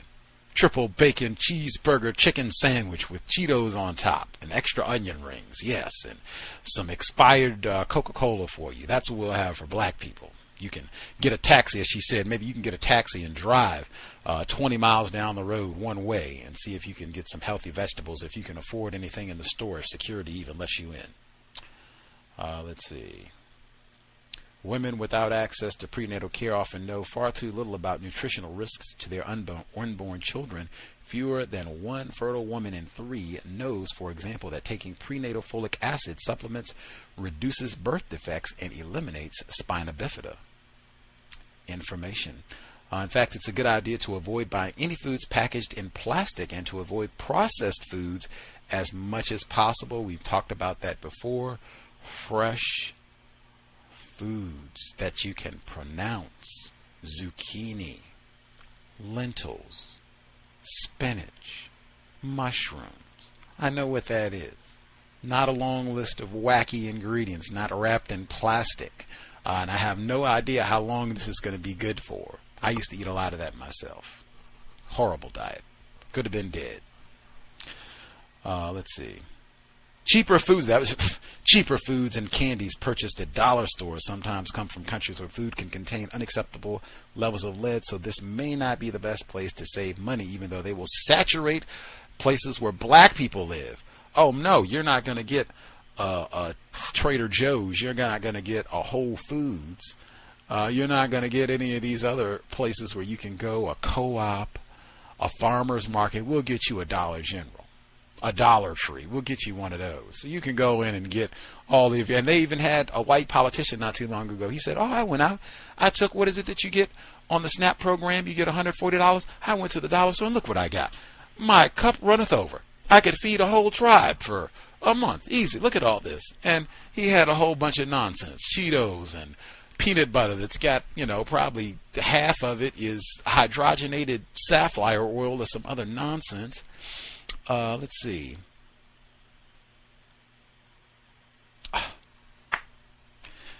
Alcohol. That moron says at the end of every broadcast, sobriety would be best under conditions of white supremacy.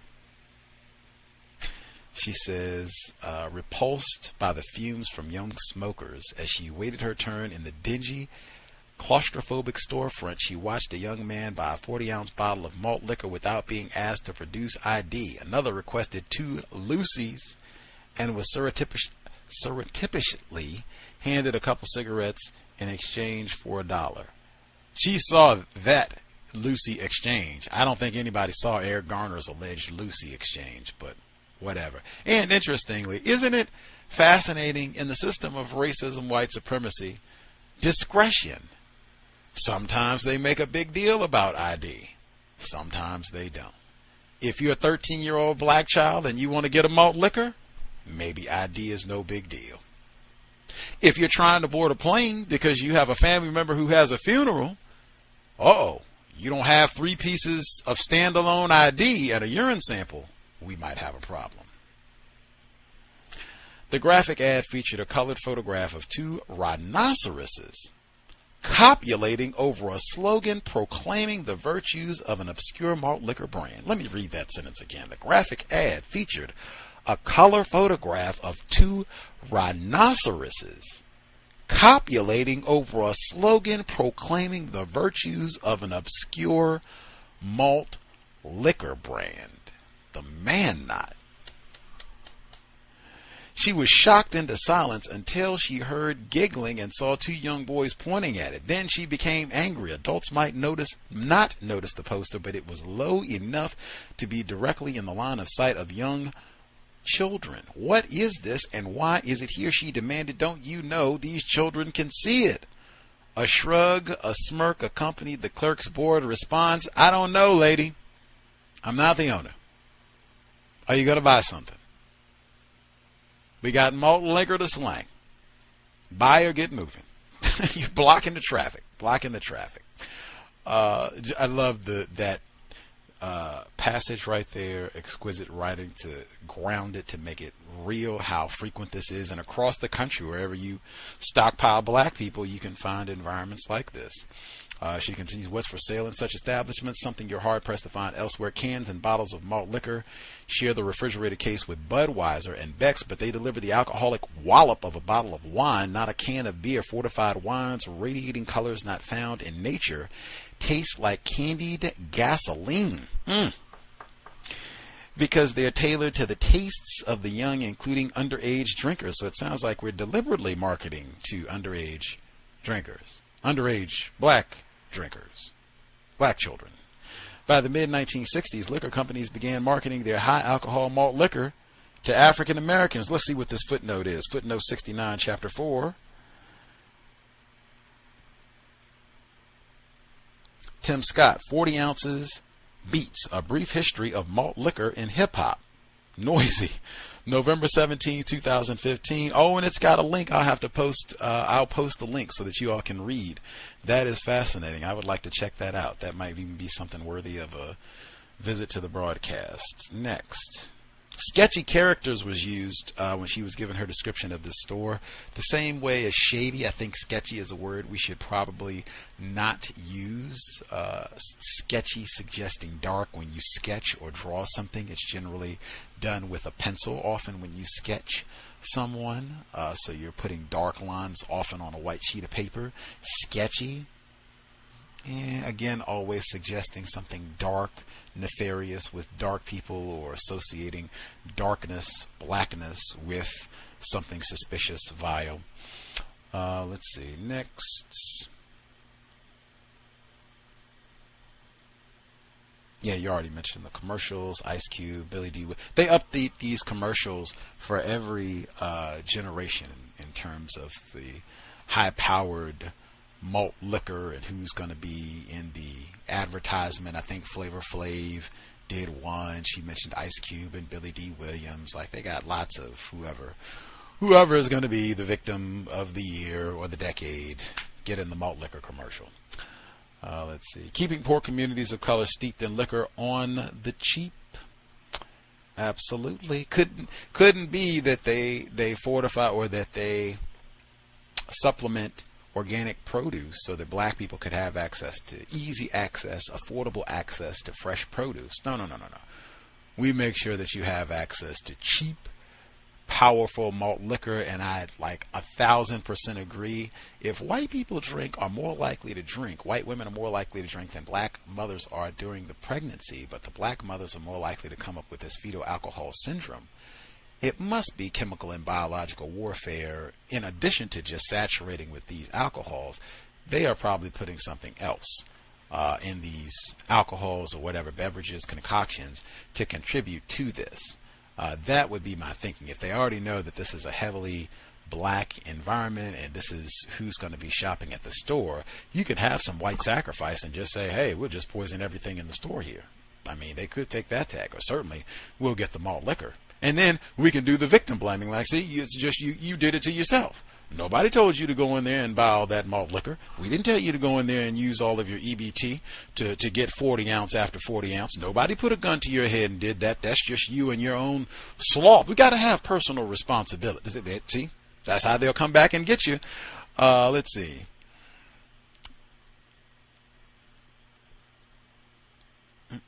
I love the promotion, because that's victim of exactly what I just said. Between 1986 and 1989, 76% of billboards in African American neighborhoods of Baltimore advertised alcohol and tobacco, compared to only 20% in white communities. John Singleton, the late The late John Singleton pointed that out in Boys in the Hood. The detail, this in the top 10. She said alcohol is a teratogen, an infectious pharmacological or other biochemical agent that acts during pregnancy to produce birth defects or dysfunction. We've known since 1973 that when a pregnant woman drinks, her child may emerge with fetal alcohol syndrome marked by unusual facial features and brain damage. This being done deliberately to make sure that we market to children and have this widely accessible in black areas. This sound, in my view, it just sounds all of it. Chemical, biological warfare. This we even have, it's in the half, may never be told, where white slave owners would encourage their slaves to drink for the exact same reason. Mess up the functioning of their brain. They won't be able to plot and escape if they're drunk. We read that exactly. That's exactly that moron that keeps saying sobriety would be best. It's in so many different books and segments where whites have strategically used alcohol to keep us in suppression. Let's see. Carl Bell. Yeah, tremendous loss. Anything else? Make sure. Yeah, I guess I'm good. Cigarette smoking is where she starts at next chapter. Amazing. Anything? Anybody want to make sure they get in? 3 minutes. We have about 2 minutes, actually. 2 minutes before we get to the next section. Anything else? I read that Janelle Monáe, I know she signed the puppy to Diddy, whatever he calls himself now. She's a singer, I guess, rapper, whatever. But either way, she said that she had went to a all fish diet where she only ate fish and ended up getting mercury poisoning and ended up very sick and just recovering from it now. And she was telling people don't do that diet, pretty much. And it was very interesting because I just read that like yesterday and today. You know, I've never liked fish. I don't eat any fish, so you know, a crab or a shrimp maybe, but you know, I never liked fish. You know, but so I never, you know, ever thought of eating it. You like it stinks. But either way, she got that poison, and I said, wow. So now you have me thinking, are the fish that now I would imagine that she's pretty well off, so she's probably not eating fish from the neighborhood fish market. But I shouldn't say neighborhood, but the fish market in the black area. But I noticed that in all of the black areas in New York, for the most part, the fish markets are owned by Asians. I don't know if they're Korean, Chinese, or whatever, but not Indians. I mean, you know, Chinese look at Asians. And in my area, I could say for sure, and I think I might have said this before, Gus, the Chinese restaurants are very prevalent. And, you know, I mean, who's inspecting that food and stuff? Who knows if that's coming from their country, like the candy and stuff she mentioned, if it's coming from their country where they don't have the same standards as the FDA. Not to say that has saved black people, but just saying that they have totally different standards, you know, the food standards that we are accustomed to. So I always, you know, just thinking all of the Asian restaurants in now, more so than anything, and I just wanted to know, I know you don't see this, Gus, but other people who live in a black area, there's so many pharmacies that's just popping up everywhere. More chemicals, you know, I mean, there's more pharmacies than drug dealers, it seems like now. It's ridiculous. I just wanted to know if anyone else saw that, because that's also a form of, I think, racism, to keep us on some type of sedation, keep us on some type of pills that's going to mess up our liver or whatever. I have high blood pressure myself, and recently I went to the doctor for a cold, and my pressure was so high, it was like he wanted to put me in the hospital. This was like last week, you know, so, you know, and I didn't feel anything at that time. You know, it wasn't, sometimes when it's high, I feel it, but I felt totally fine. I just couldn't breathe. I needed something for, a cold that I was coming down with. But, they call it a silent killer. I'm trying to alter my diet to accommodate, not taking the medicine, because in my opinion, everyone I know who's in my family that's had high blood pressure, they took the medicine their whole life and they ended up on dialysis from taking the medicine, in my opinion. So I'm trying to do something like that. The last thing I want to say is 30 seconds. You mentioned iron from beef. I read something that recently while looking into changing the diet, and it appears that not in black people so much, but in white people, when they eat vegetables, they don't get the same nutrients as black people. They get those nutrients from the animal that ate the vegetable, which I thought was interesting. I'm going to want to thank you guys. Much obliged. We will stop here. If folks have additional comments, they can share after we get to the second audio segment. This is segment number 2, Harriet A. Washington, A Terrible Thing to Waste, Context of White Supremacy. A smoking gun.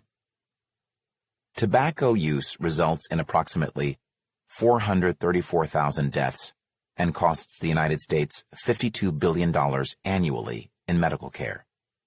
Most smokers begin in adolescence. 80 to 90% of smokers start before the age of 20. And according to one study, as many as half of Native American adolescents smoke. Minority communities are targeted by the makers of tobacco products, a subset of which are cynically marketed to women. Since the 1920s, women have been targeted by tobacco marketing strategies promoting liberated women, such as Virginia Slims, Silva Thins, and Eve ads, the latter of which are specifically targeted to African American, Hispanic, and Asian women.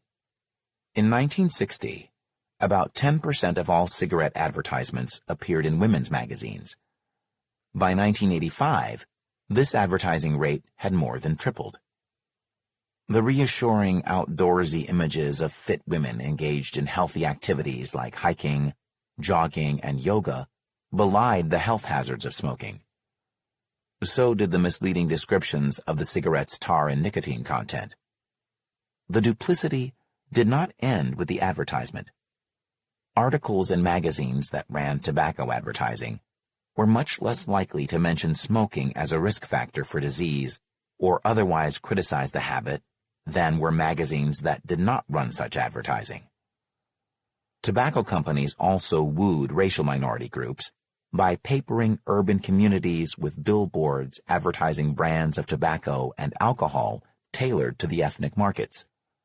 For example, the cynically named X brand, widely believed to refer to Malcolm X, featured a pack that opened from the bottom, because company research revealed this as a favored practice of black men. Tobacco companies also curried favor among African Americans by hiring many black executives at a time when other industries shunned them, and through large donations to cultural groups. Smoking rates are higher among African Americans than whites or Hispanic Americans, and this is bad news for their children. Tobacco is known to harm the developing baby in a myriad of ways, including prematurity and low birth weight, which themselves are risk factors for many serious disorders, sudden infant death syndrome, cleft lip/palate, stillbirth, and infant death.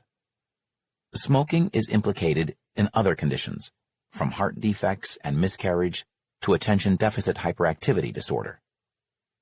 This means that smoking cessation is key in protecting the prenatal brain and intelligence. Accordingly, a 2012 study reassured us that 68% of doctors warn their pregnant patients to stop smoking and to avoid secondhand smoke. Yet this statistic means that about 3 of 10 doctors offer pregnant women no such counseling, and these are likely to be women of color.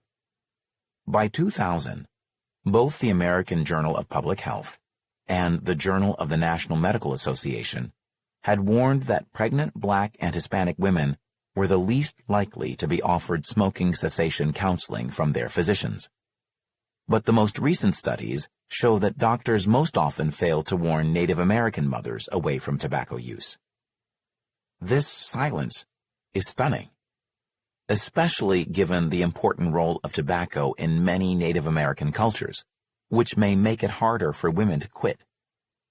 Prenatal counseling is an essential source of advice and support for women who seek to give their babies the best start in life.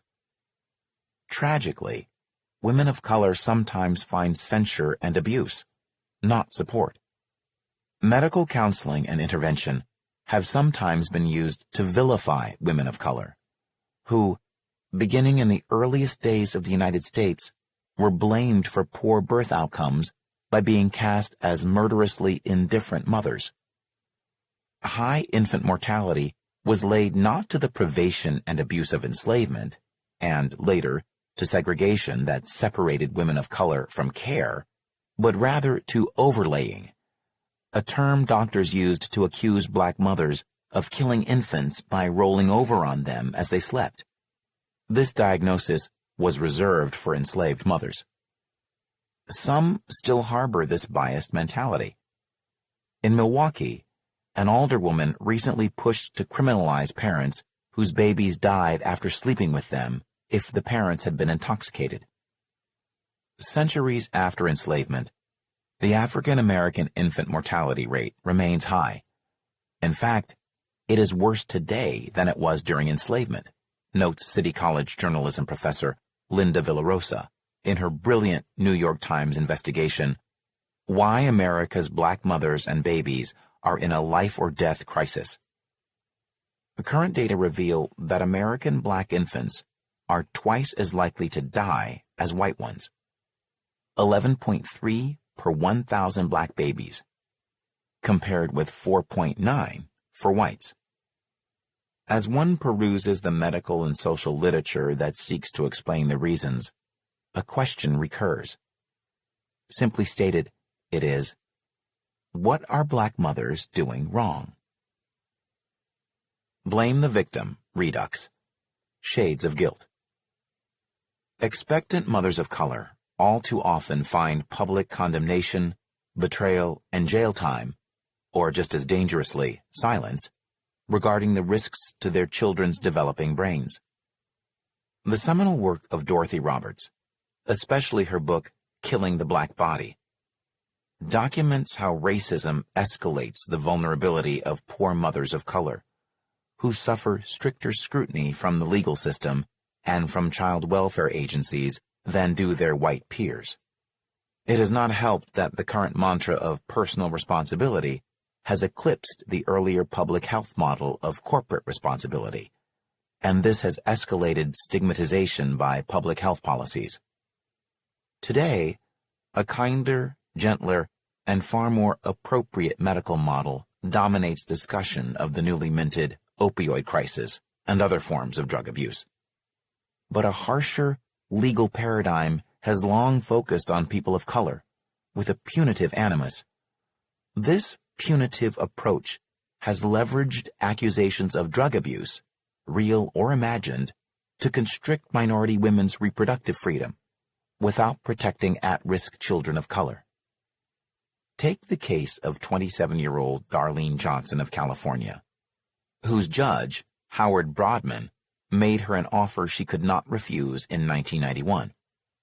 The African-American mother of 4 had spanked her 6-year-old daughter with a belt and an electric cord for smoking a cigarette, and her 4-year-old got the same punishment when Johnson caught her inserting a wire hanger into an electrical outlet. Now Johnson, who was 8 months pregnant, was facing 7 years in prison for 3 counts of felony child abuse. Brodman offered to sentence her to just 1 year in jail and 3 years probation, but only if she agreed to an implantation of Norplant, a surgically inserted contraceptive that can be removed only by a physician and lasts for 5 years. Johnson asked whether it was safe, and Brodman assured her that it was, so she agreed. But when she discovered that Norplant is contraindicated in women like herself who suffer from diabetes and hypertension, she changed her mind. Although the ACLU and even the district attorney joined her lawyers in urging Brodmann to release her from the agreement, he would not. Even Sheldon Siegel, the embryologist who developed Norplant, told the New York Times that he was troubled by the medicated device being forced on women. I just don't believe in restricting human rights, especially reproductive rights. And I'm also bothered because this is a prescription drug, with certain side effects, and certain groups of women for whom it may not be appropriate. How does the judge know if the woman is diabetic, or has some other contraindication to the drug? The health concerns were real. Norplant was eventually removed from the market because of serious side effects including stroke, blindness, and permanent sterility. Like many other jurists who forced Norplant on women of color, Brodmann explained that he was acting with the welfare of her children in mind. By preventing Johnson from reproducing, he was ensuring that there would be no more children for her to abuse. This reasoning is illogical. It does nothing to protect her existing children, as counseling and social work intervention could. Moreover, preventing a child from being born is a draconian means of protecting it from spankings or abuse. Such rulings are punitive, not corrective. There were many Darlene Johnsons. 85% of the women on whom the legal system forced Norplant were African American or Hispanic. Black women have also been jailed for bad birth outcomes, even imaginary ones. In 1991, we learned that the infamous crack baby, always portrayed as black, born addicted, and with profound permanent brain damage caused by the mother's crack use while pregnant, was a myth. But we learned this only after the headlines blamed neglectful, drug-addled mothers for the crack baby epidemic, further stigmatizing black women who sometimes faced legal charges for their babies' medical issues. As I wrote in Medical Apartheid, the crack baby was an imaginary golem created by shoddy, racialized research studies and journalistic sloppiness. In reality, these issues resulted from the various medical risks of poverty and poisoned environments, not maternal drug use. After 20 years spent studying crack cocaine, developmental neuroscientist Pat Levitt characterized the near ubiquitous medical despair over infant golems as an exaggeration.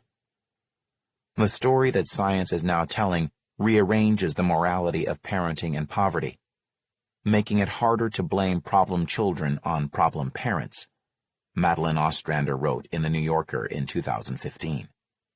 The mythical crack babies were actually suffering from poverty and its attendant substandard housing, exposure to violence and chaos, overcrowding, and noise, all stressors that can poison the infant brain as surely as drug abuse. Their brain damage is comparable to that of other babies born into poverty. Black women, who constitute the fastest-growing group in prisons, abuse drugs at the same rate as whites, but are 10 times more likely to be incarcerated for drug use while pregnant. In 1994, the Center for Reproductive Law and Policy filed a complaint to the National Institutes of Health that helped to explain why. The complaint alleged that the Medical University of South Carolina in Charleston had performed illegal drug testing and human experimentation on approximately 40 pregnant women who had sought prenatal counseling. The women had gone to this Charleston hospital seeking prenatal care and help kicking their drug habits, as doctors and PSAs constantly urged them to do. Instead, they were turned over to the police and arrested. Some gave birth while shackled to their hospital beds, and in many cases, the hospital also conducted illegal medical research on them.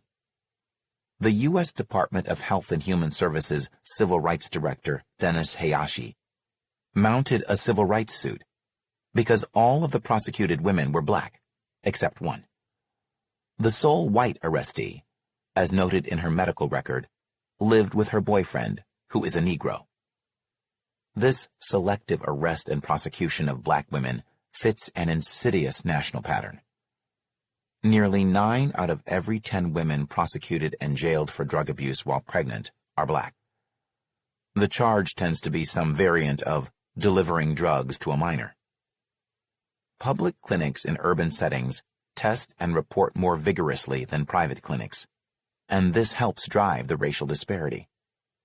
Unfortunately, punishing mothers of color for poor birth outcomes continues today. When 21-year-old Regina McKnight suffered a miscarriage in 2003, South Carolina charged her with homicide by child abuse, alleging that drug use caused her baby's stillbirth, a claim that they were unable to prove. She was convicted anyway and served 8 years of her 12-year sentence before the South Carolina Supreme Court overturned her conviction because her lawyer had failed to call in experts who could have refuted the state's outdated evidence against her. In 2015, Purvi Patel of Indiana was convicted of feticide and child neglect following her miscarriage and sentenced to 20 years. In July 2016, the Indiana Court of Appeals overturned her conviction for feticide, but left standing her child neglect conviction.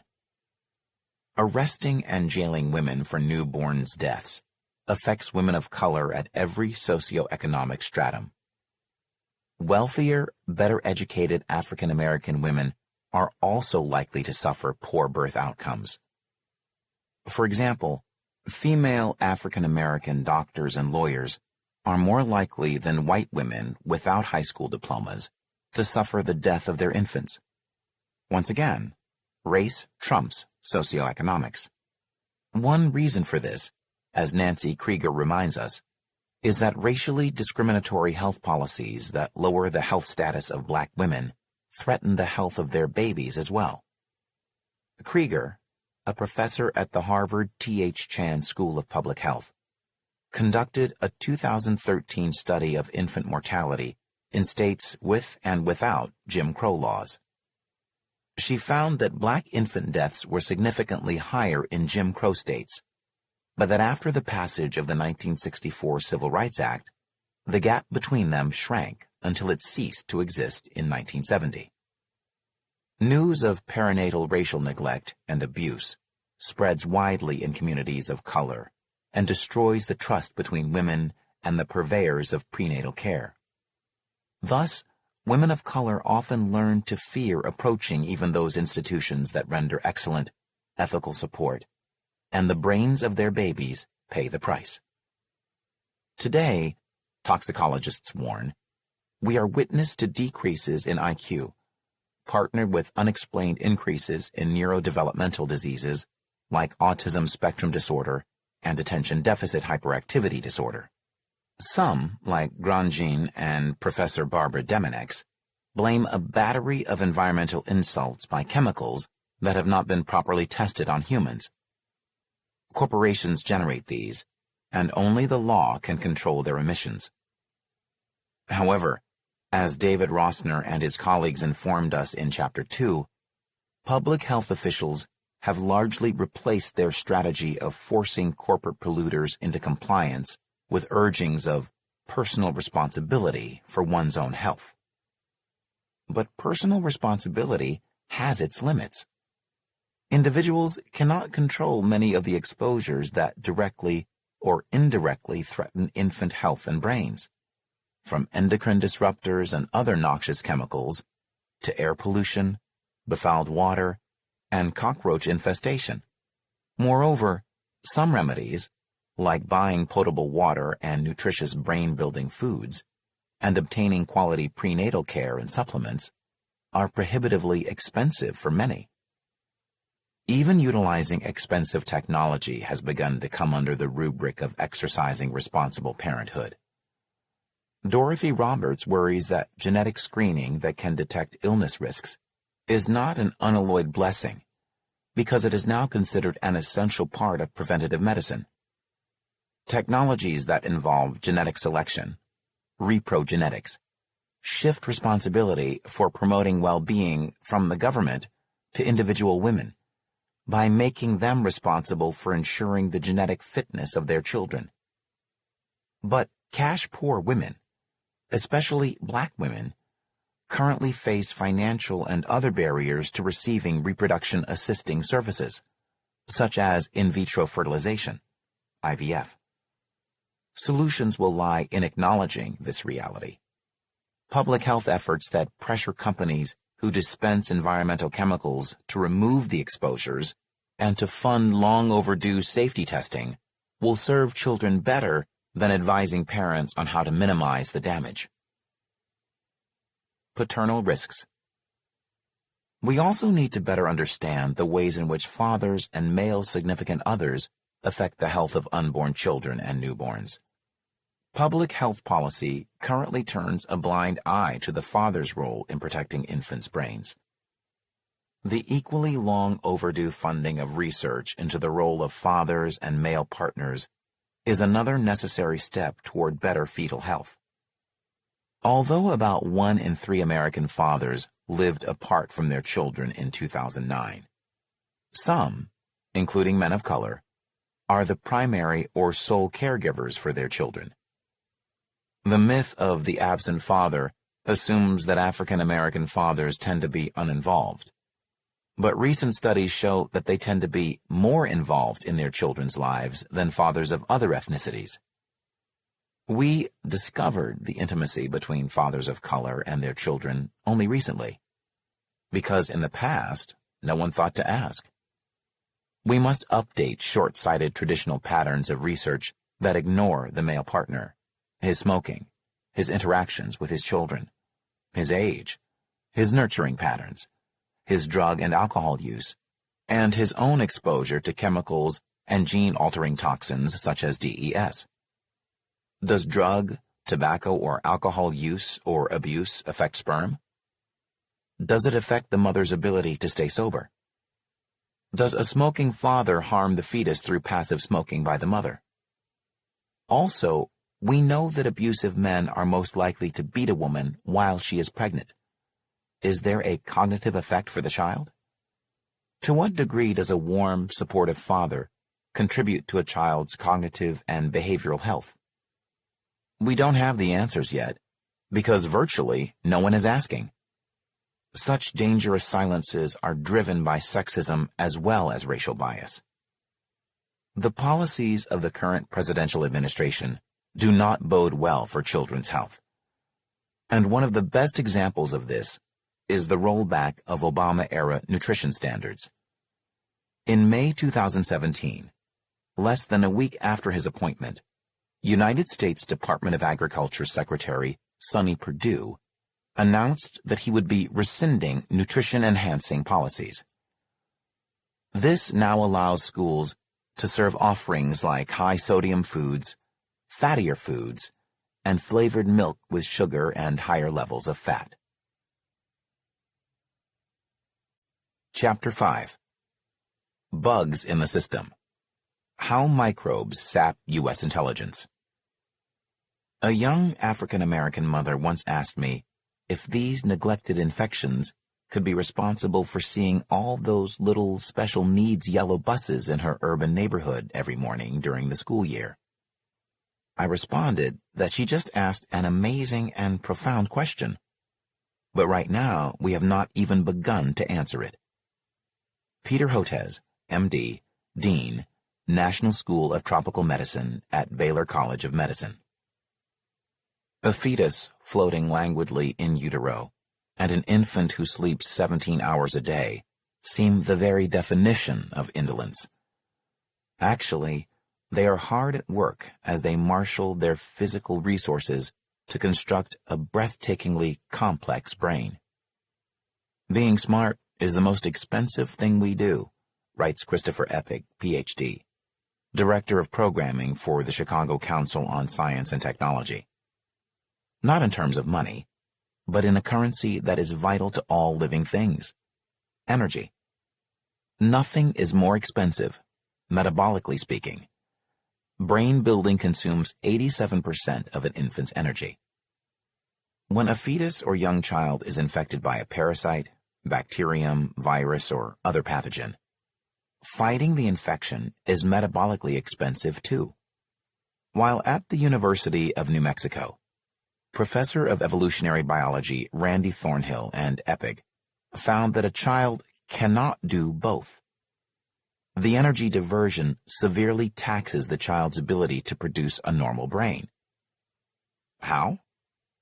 The brain of a fetus fighting infection, like that of a fetus exposed to chemical intoxicants, refer to chapters 3 and 4, will suffer derangement or malformation that renders it incapable of certain intellectual functions. Missed developmental milestones, struggles in school, or frank learning disabilities and retardation may appear soon after birth, or as late as early adulthood. The New Mexico researchers' theory of how pathogens lower our IQs by deforming our mental development is called the parasite stress theory of intelligence. Zika, our newest immigrant. We are all vulnerable to pathogens that cause this mayhem, but racial and social bias cause them to target poor people of color. These include immigrants from tropical lands, but also hundreds of thousands of U.S. natives. Here, as in the developing world, infection by pathogens directly correlates with impaired cognition, memory, concentration, and lower IQ. The most recent such pathogen to garner headlines is Zika, a virus known to attack neural tissues and sabotage brain development. It was discovered in 1947 among rhesus monkeys in Uganda's Zika forest, but by 1952 it had moved to humans. The World Health Organization explains that Zika is spread mostly by Aedes aegypti mosquitoes, although the virus persists for an unknown period in semen, and sexual transmission from men to women has been documented in the United States and elsewhere. In fact, some think that sex has become the chief mode of transmission.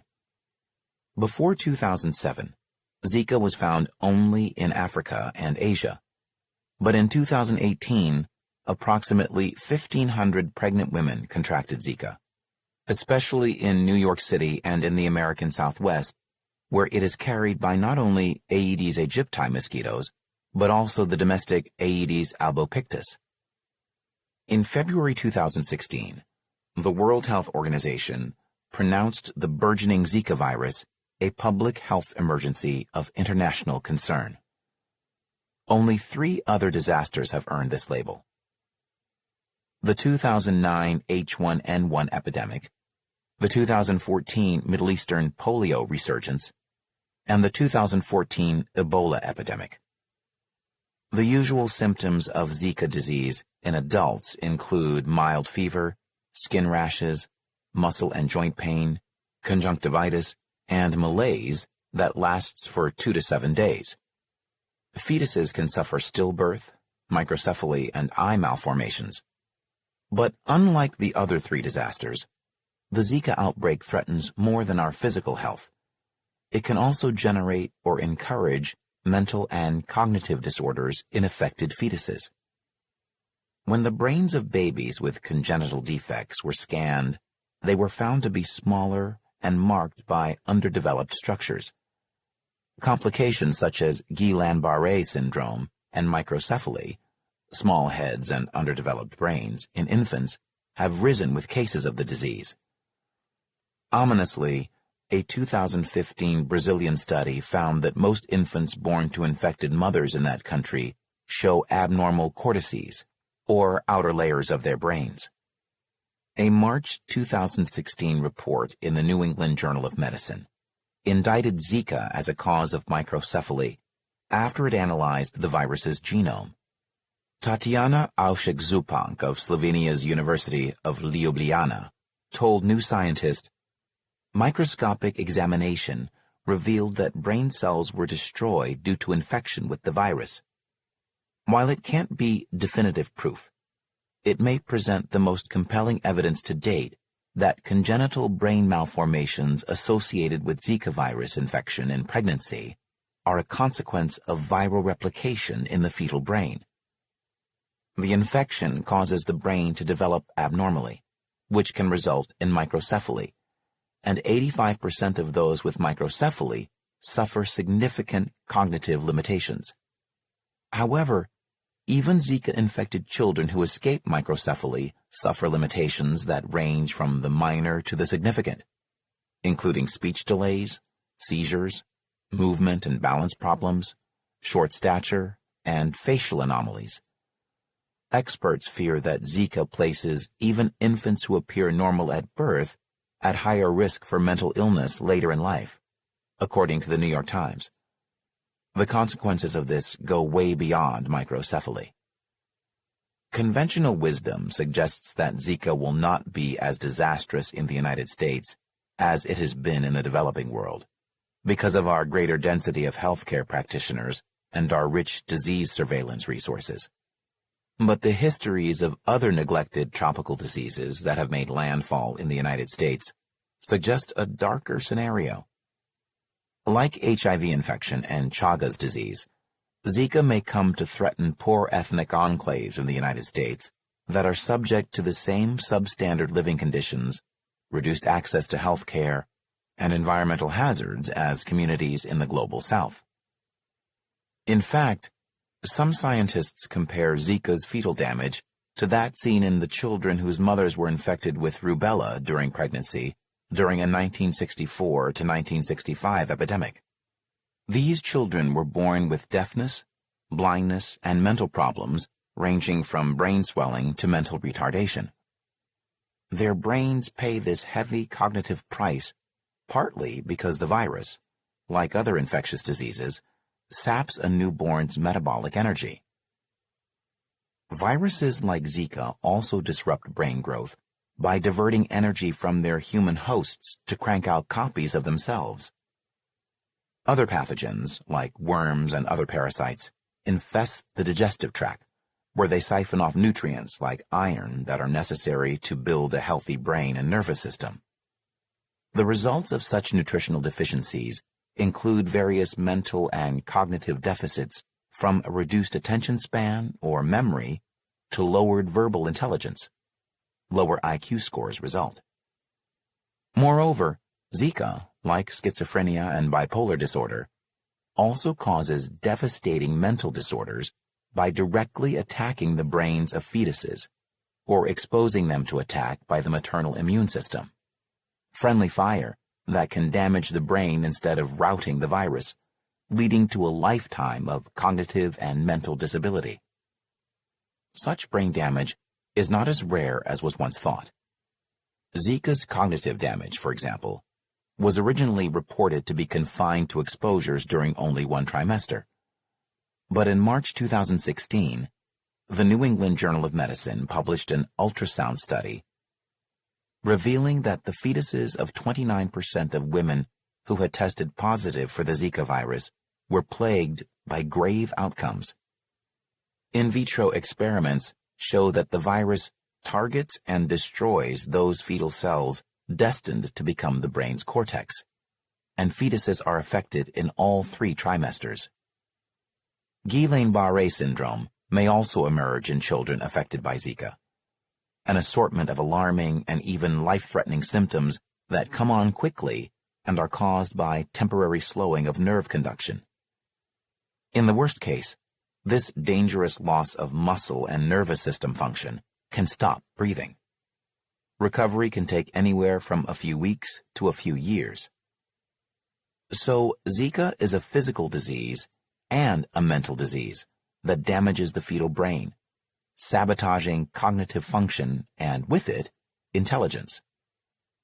Such IQ pathogen connections can sound like science fiction, but the relationships are scientifically validated, and the concept is far from new.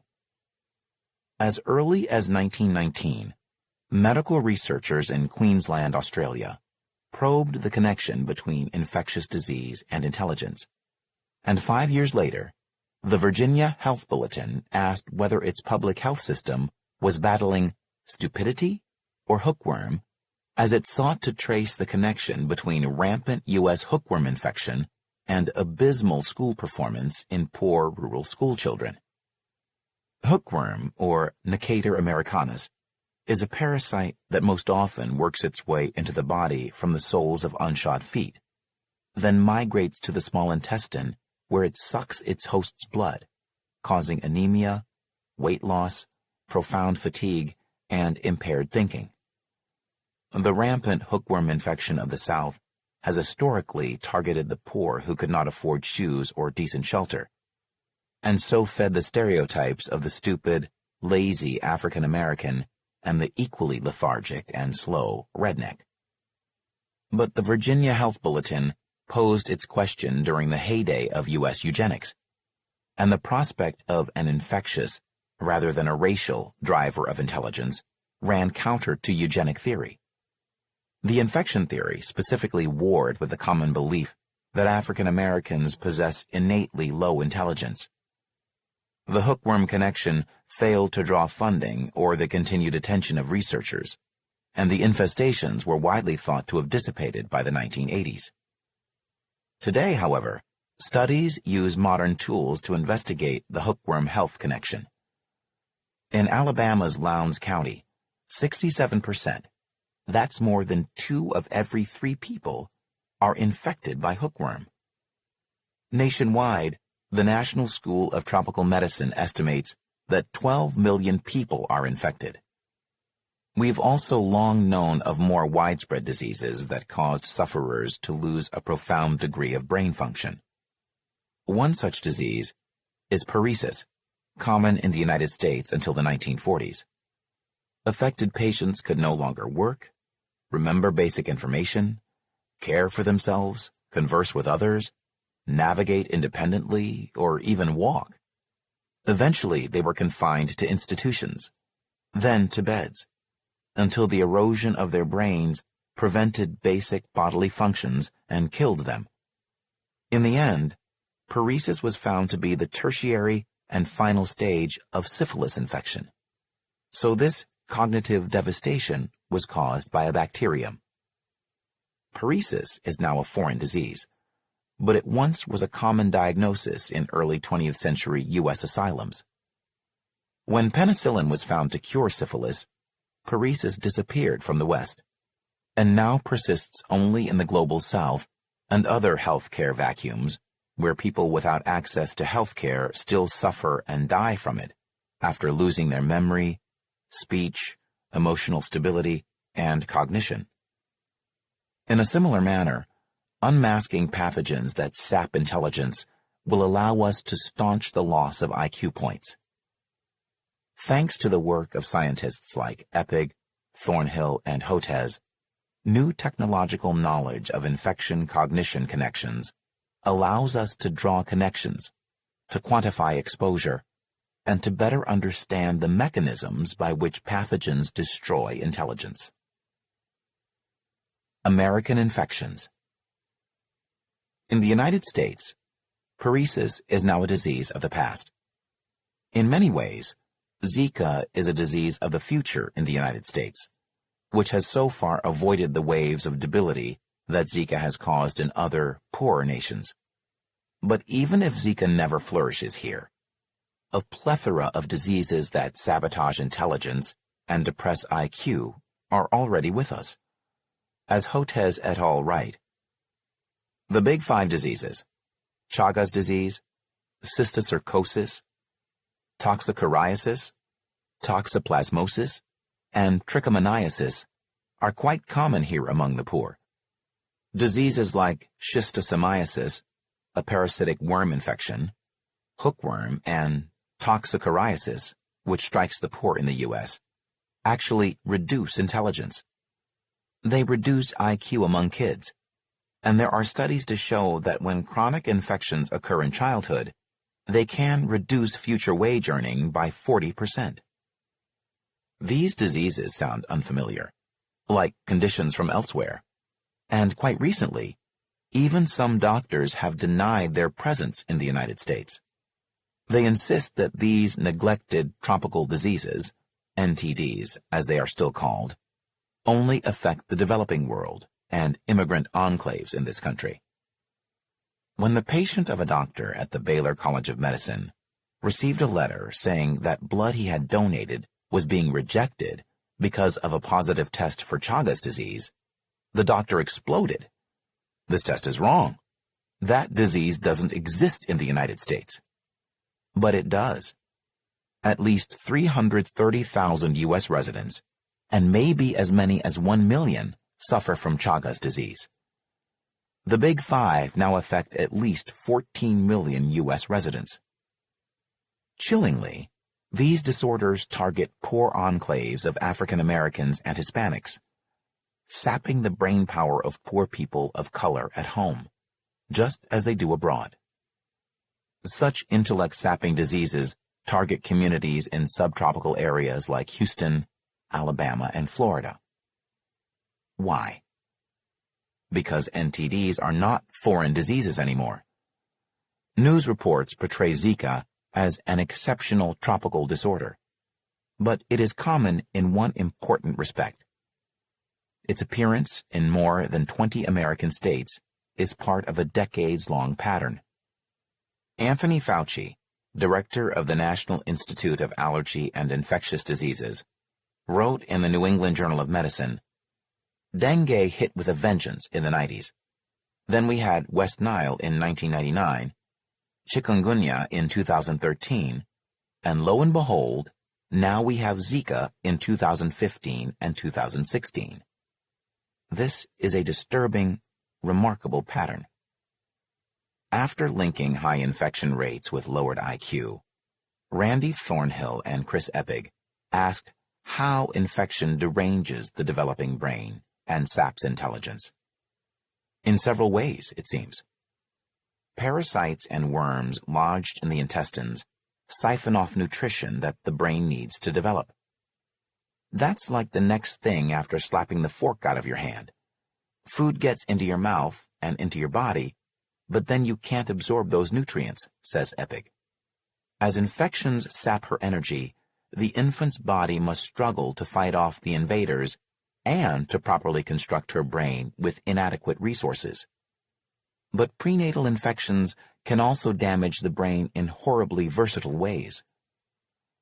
Microbes may breach the linings of our intestinal second brain, which contains more neurotransmitters than the brain in our skulls. From there, chemical messengers travel to the brain where they cause excessive and chaotic neuronal firing and damage. Of this leaky gut model of destruction, Thornhill's team wrote, "If exposed to diarrheal diseases during their first 5 years, individuals may experience lifelong detrimental effects to their brain development and thus intelligence.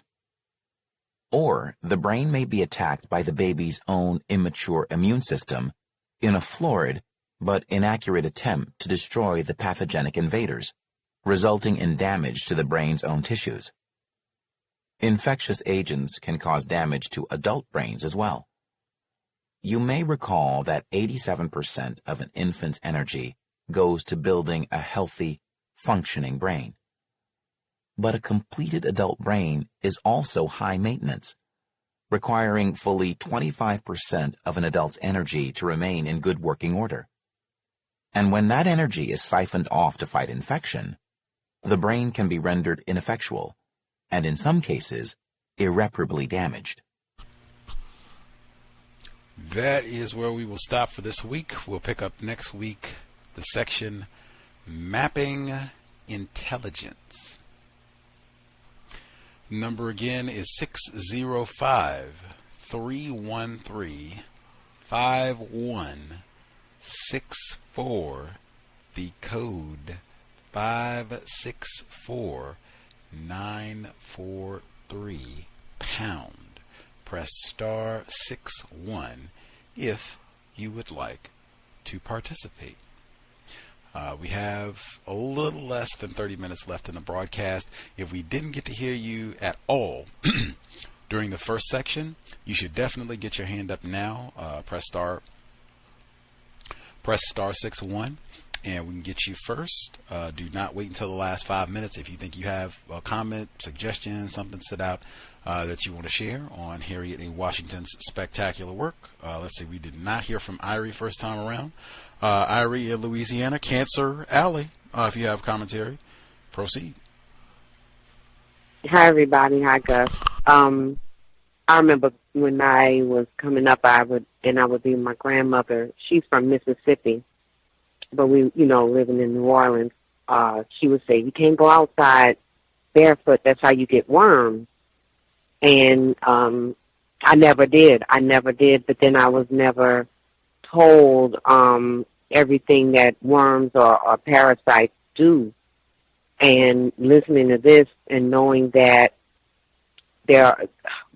like parasites are really, really up there in what they do to the body and the brain. I had no idea Zika did that. But I also find it very interesting that, the discarded people, the people that are, no longer viable through direct slavery, it's interesting and not surprising that they live in parasitic infested counties or towns.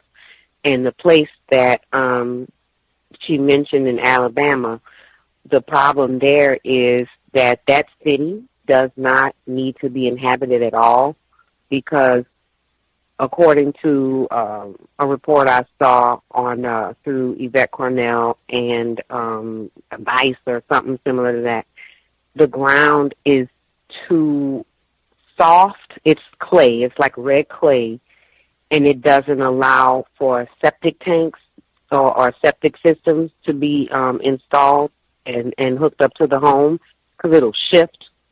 So what the people are doing, they're routing those plastic type pipes, I can't remember what it is, but I'm sure some of you know what I'm talking about.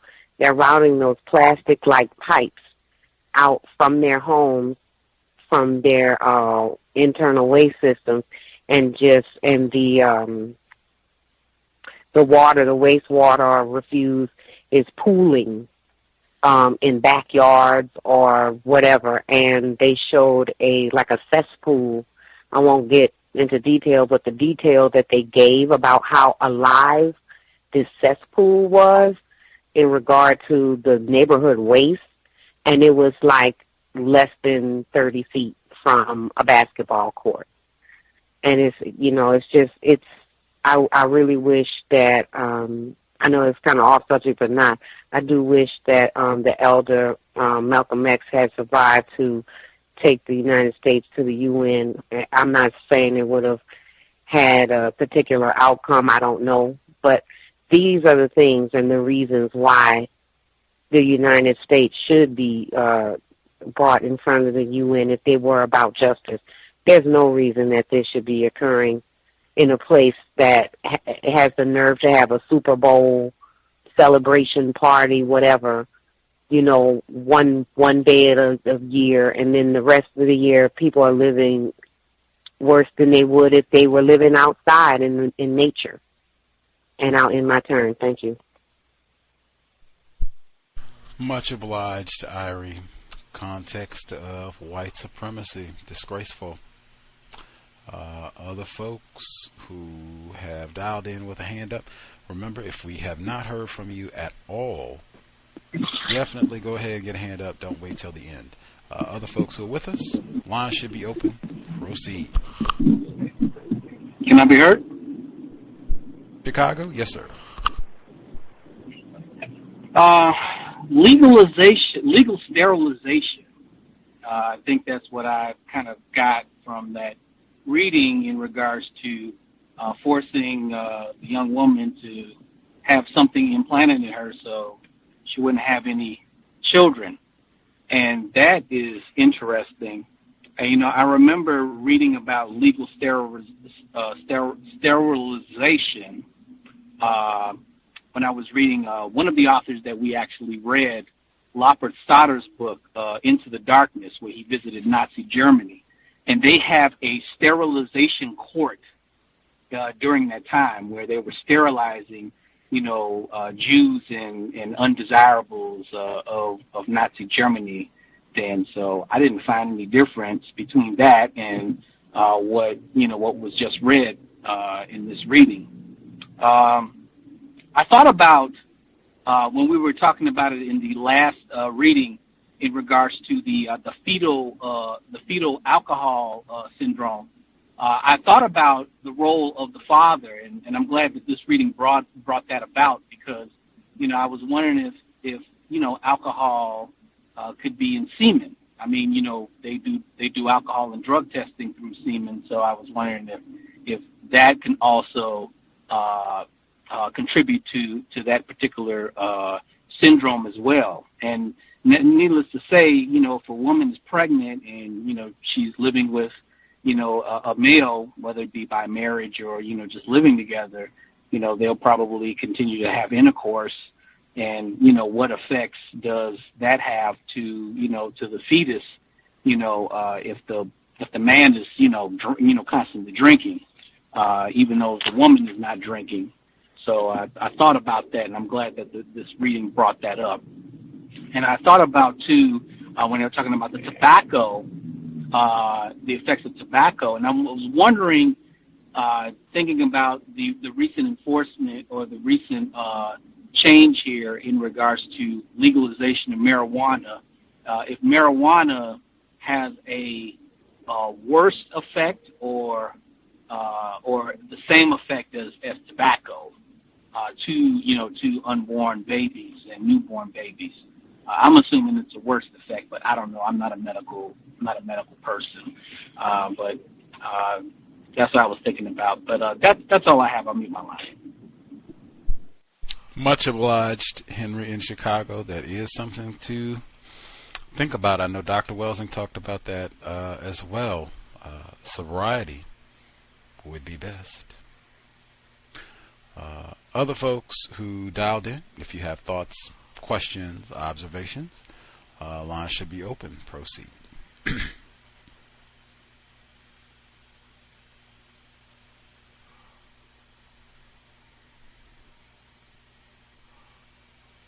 See, maybe folks are getting their thoughts together.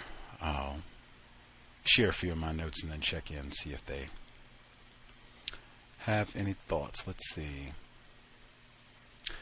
She writes, Miss Washington, she writes, since the 1920s, women have been targeted by tobacco marketing strategies promoting liberated women such as Virginia Slims, Silva Thins, and Eve Ads, the latter of which are specifically targeted to African American, Hispanic, and Asian women. In 1960, about 10% of all cigarette advertisements appeared in women's magazines. By 1985, this advertising rate had more than tripled. They can find a way to promote to non-white people when they want to. The duplicity, I think I thought that was important as well, in terms of they would advertise the cigarettes and they would have people playing basketball, doing yoga, she said, doing all these healthy things. And it's like, man, you are poisoning yourself. You smoking cigarettes, you're probably going to have a hard time jogging or doing other things that might require some cardiovascular health, some lung health. She says the duplicity did not end with the advertisement. Articles in magazines that ran tobacco advertising were much less likely to mention smoking as a risk factor for disease or otherwise criticize the habit than were magazines that did not run such advertising. Especially appreciated her mentioning the Malcolm X brand. Valerie Yerger, she was a guest on the program in 2016. She talked about this, as did Vernelia Randall way back in 2009 in her book Dying While Black. But we can market to black people. Oh, the Negroes prefer a cigarette pack that opens from the bottom. Let's do one that opens from the bottom. Love it. Whatever the coon wants. Let's see. Next.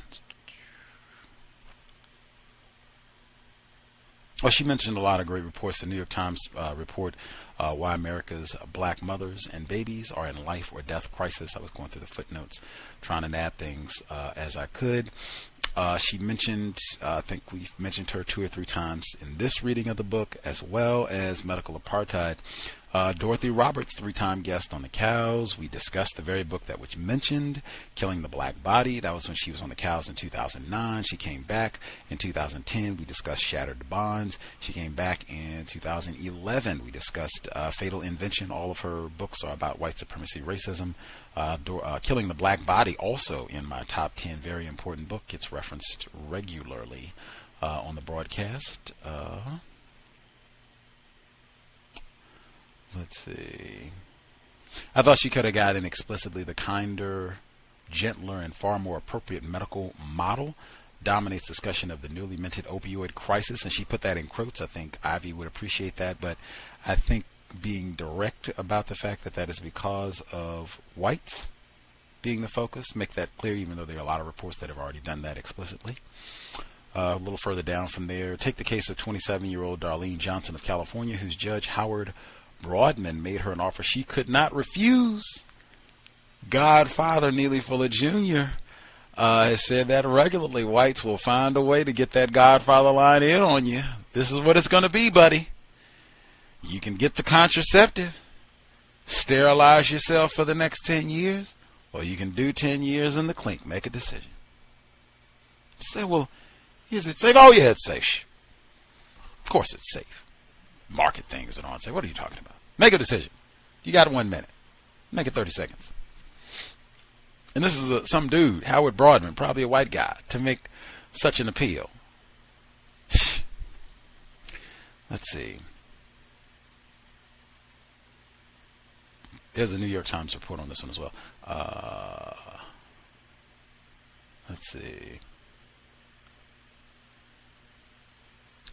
Such rules are punitive, not corrective. There were many Darlene Johnsons, 85% of the women on whom the legal system forced Norplant were African American or Hispanic. Black women have also been jailed for bad birth outcomes, even imaginary ones. Now you take that and rewind back, and she said, hey, if you're in an environment that's been polluted, you got all this toxic material around you, if you can be in an environment, you and your new child, you can get fresh food, not subjected to violence, you can get quality air, quality water. Everything about this is, oh, no. Absolutely not. We're not trying to see if we can help you get your needs met. We're not trying to see if we can help you with child care, prenatal care, postnatal care. None of that. We're make sure you don't have any more black babies and might have to put you in greater confinement. I think we might have even talked about a case where someone was given this option and they wanted to get the contraceptive removed, and that might have been subject to placed back in greater confinement. System of racism, white supremacy. The crack babies, we talked about that before repeatedly. That's in medical apartheid as well. She mentioned in 1994 the Center for Reproductive Law and Policy filed a complaint to the National Institutes of Health that helped to explain why. The complaint alleged that the Medical University of South Carolina in Charleston, Dylan Roof, had performed illegal drug testing and human experimentation on approximately 40 pregnant women who had sought prenatal counseling. Just what I said. I'm coming in. Do you have a lactation counselor? I was looking for research on a doula. Do you have any recommendations? This is my first child and I want to breastfeed. Do you have any diet recommendations that would help make sure I'm strengthening my body to breastfeed for 2 years, maybe 3? Oh, no, we don't have any of that. But if you step back in the room, we have an experiment, and the doctor will be sure to brief you on all the details. Yes, just step back here. And then they're doing, God's like, wait a minute, I came in for the, yeah, we'll get to the, just be quiet, sit down. And we said before, white doctor, system of racism, white supremacy, white male doctor, white woman doctor, white nurse, white intern, white janitor, really. Sometimes we might be nervous. We might be hesitant to say no to a white person in a system of white supremacy, even 2020. A lot of years of tyranny and terrorism. White person comes in and says, do this, do that. Sometimes, hey, we don't ask questions. We just do. Let's see.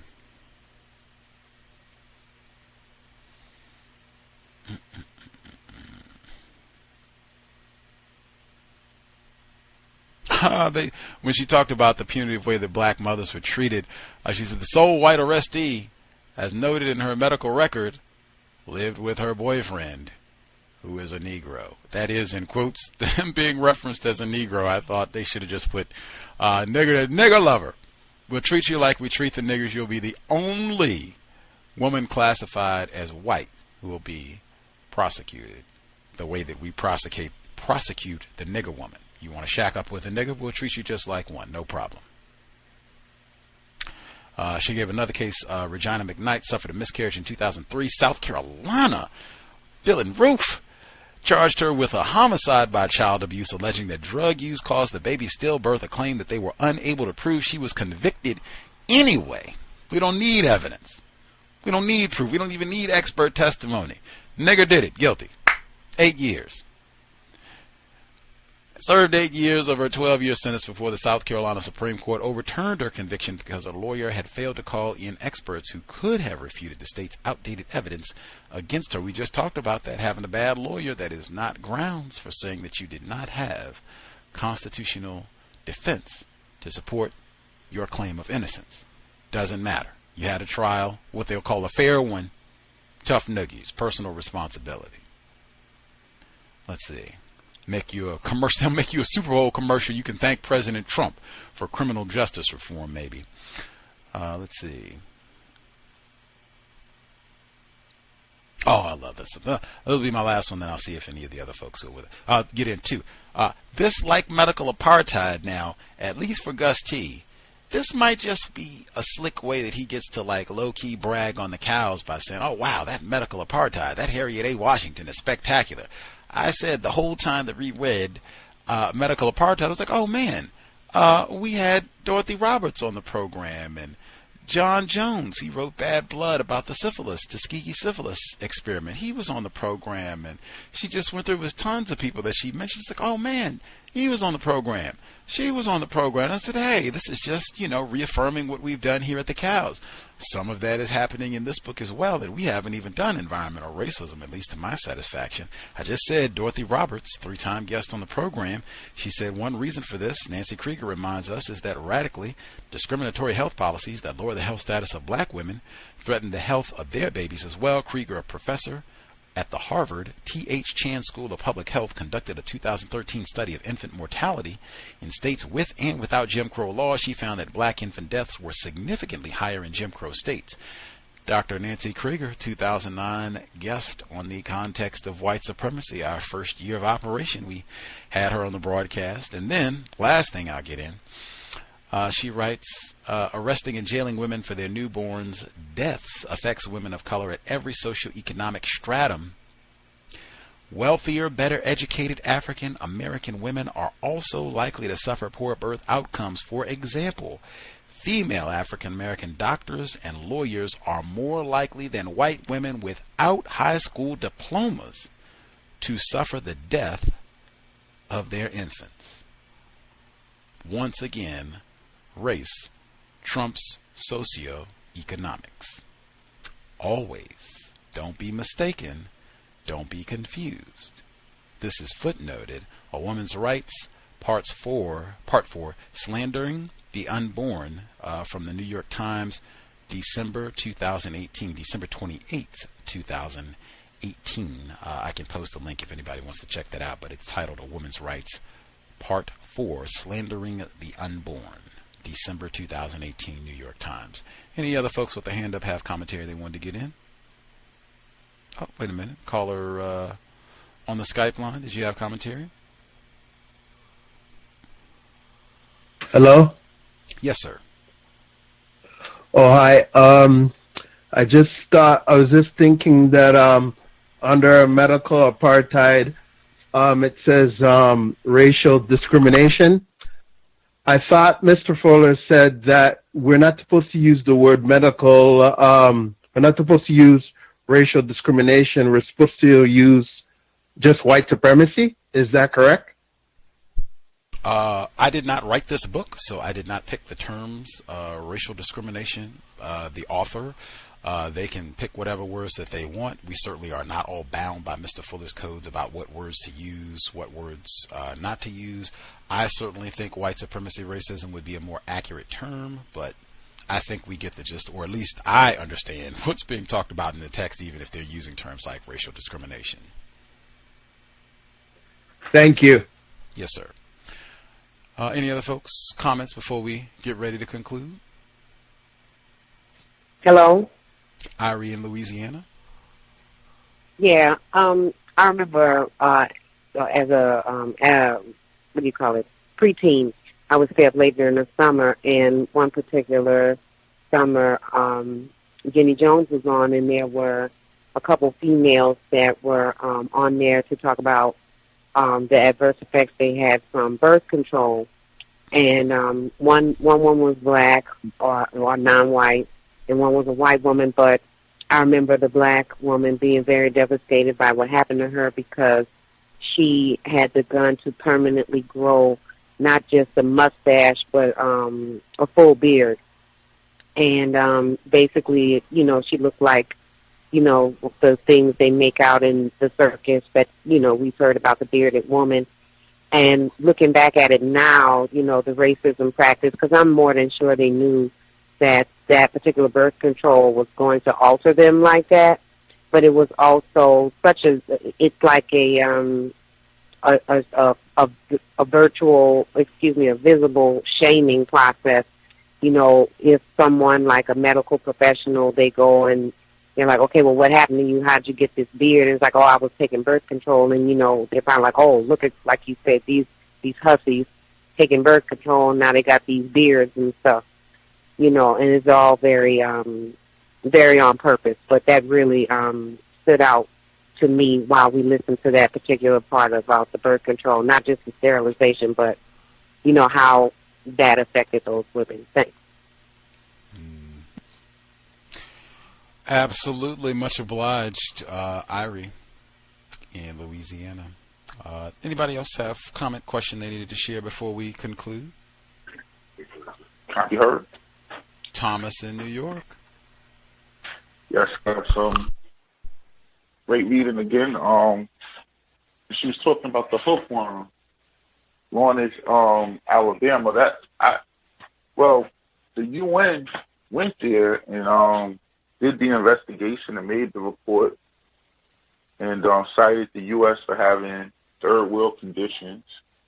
But the problem is the UN doesn't have the power to sanction the United States. You know, they don't have any military that's going to come in here and enforce anything that they say. So it just happened. You know, we got a good report that proves racism is going on, and you hear that was it. It's over. Like always, 8 years for an unproven crime, in a country that you're supposed to get due process. The judge forcing the lady to take this IUD or do the time, even though there's information to show that it has health effects, bad health effects for the people. It didn't matter. I never hear where these judges get in trouble. It's just their ruling is the power, that they have. But I'll mute my line, Gus. Thank you for the reading, and everyone have a nice evening. Much obliged, Thomas in New York. Unless you have a comment on the text that you can share in like 30 seconds, we are pretty much at the conclusion. Somebody have something for 30 seconds?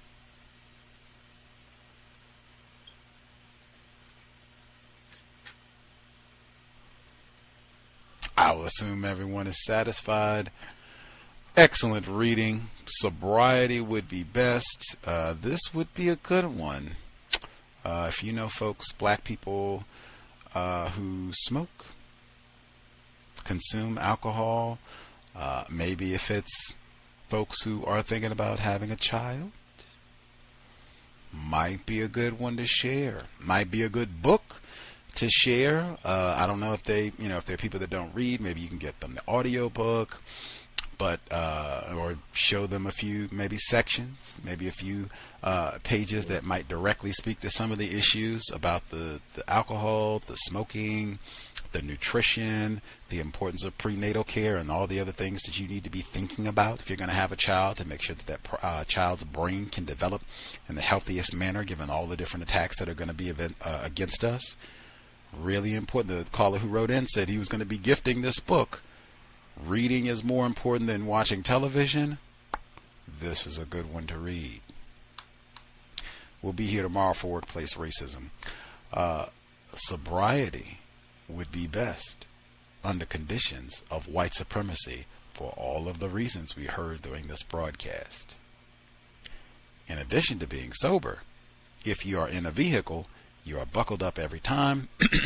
Let's do all the things that we can to try to stay as safe as we possibly can. In addition to being sober and buckled up, if you are driving, you are not on the cell phone, just trying to do the little things to minimize contact with the Amber Geigers, the Daniel Holtzclaws of the known universe. With that, Creator, we ask that you help us remain patient with other black people, victims of white supremacy. We ask that you help us remain patient with ourselves. Remind us to demonstrate the highest levels of black self-respect at all times, in all places, each and every time we are in contact with another black person. It has been time.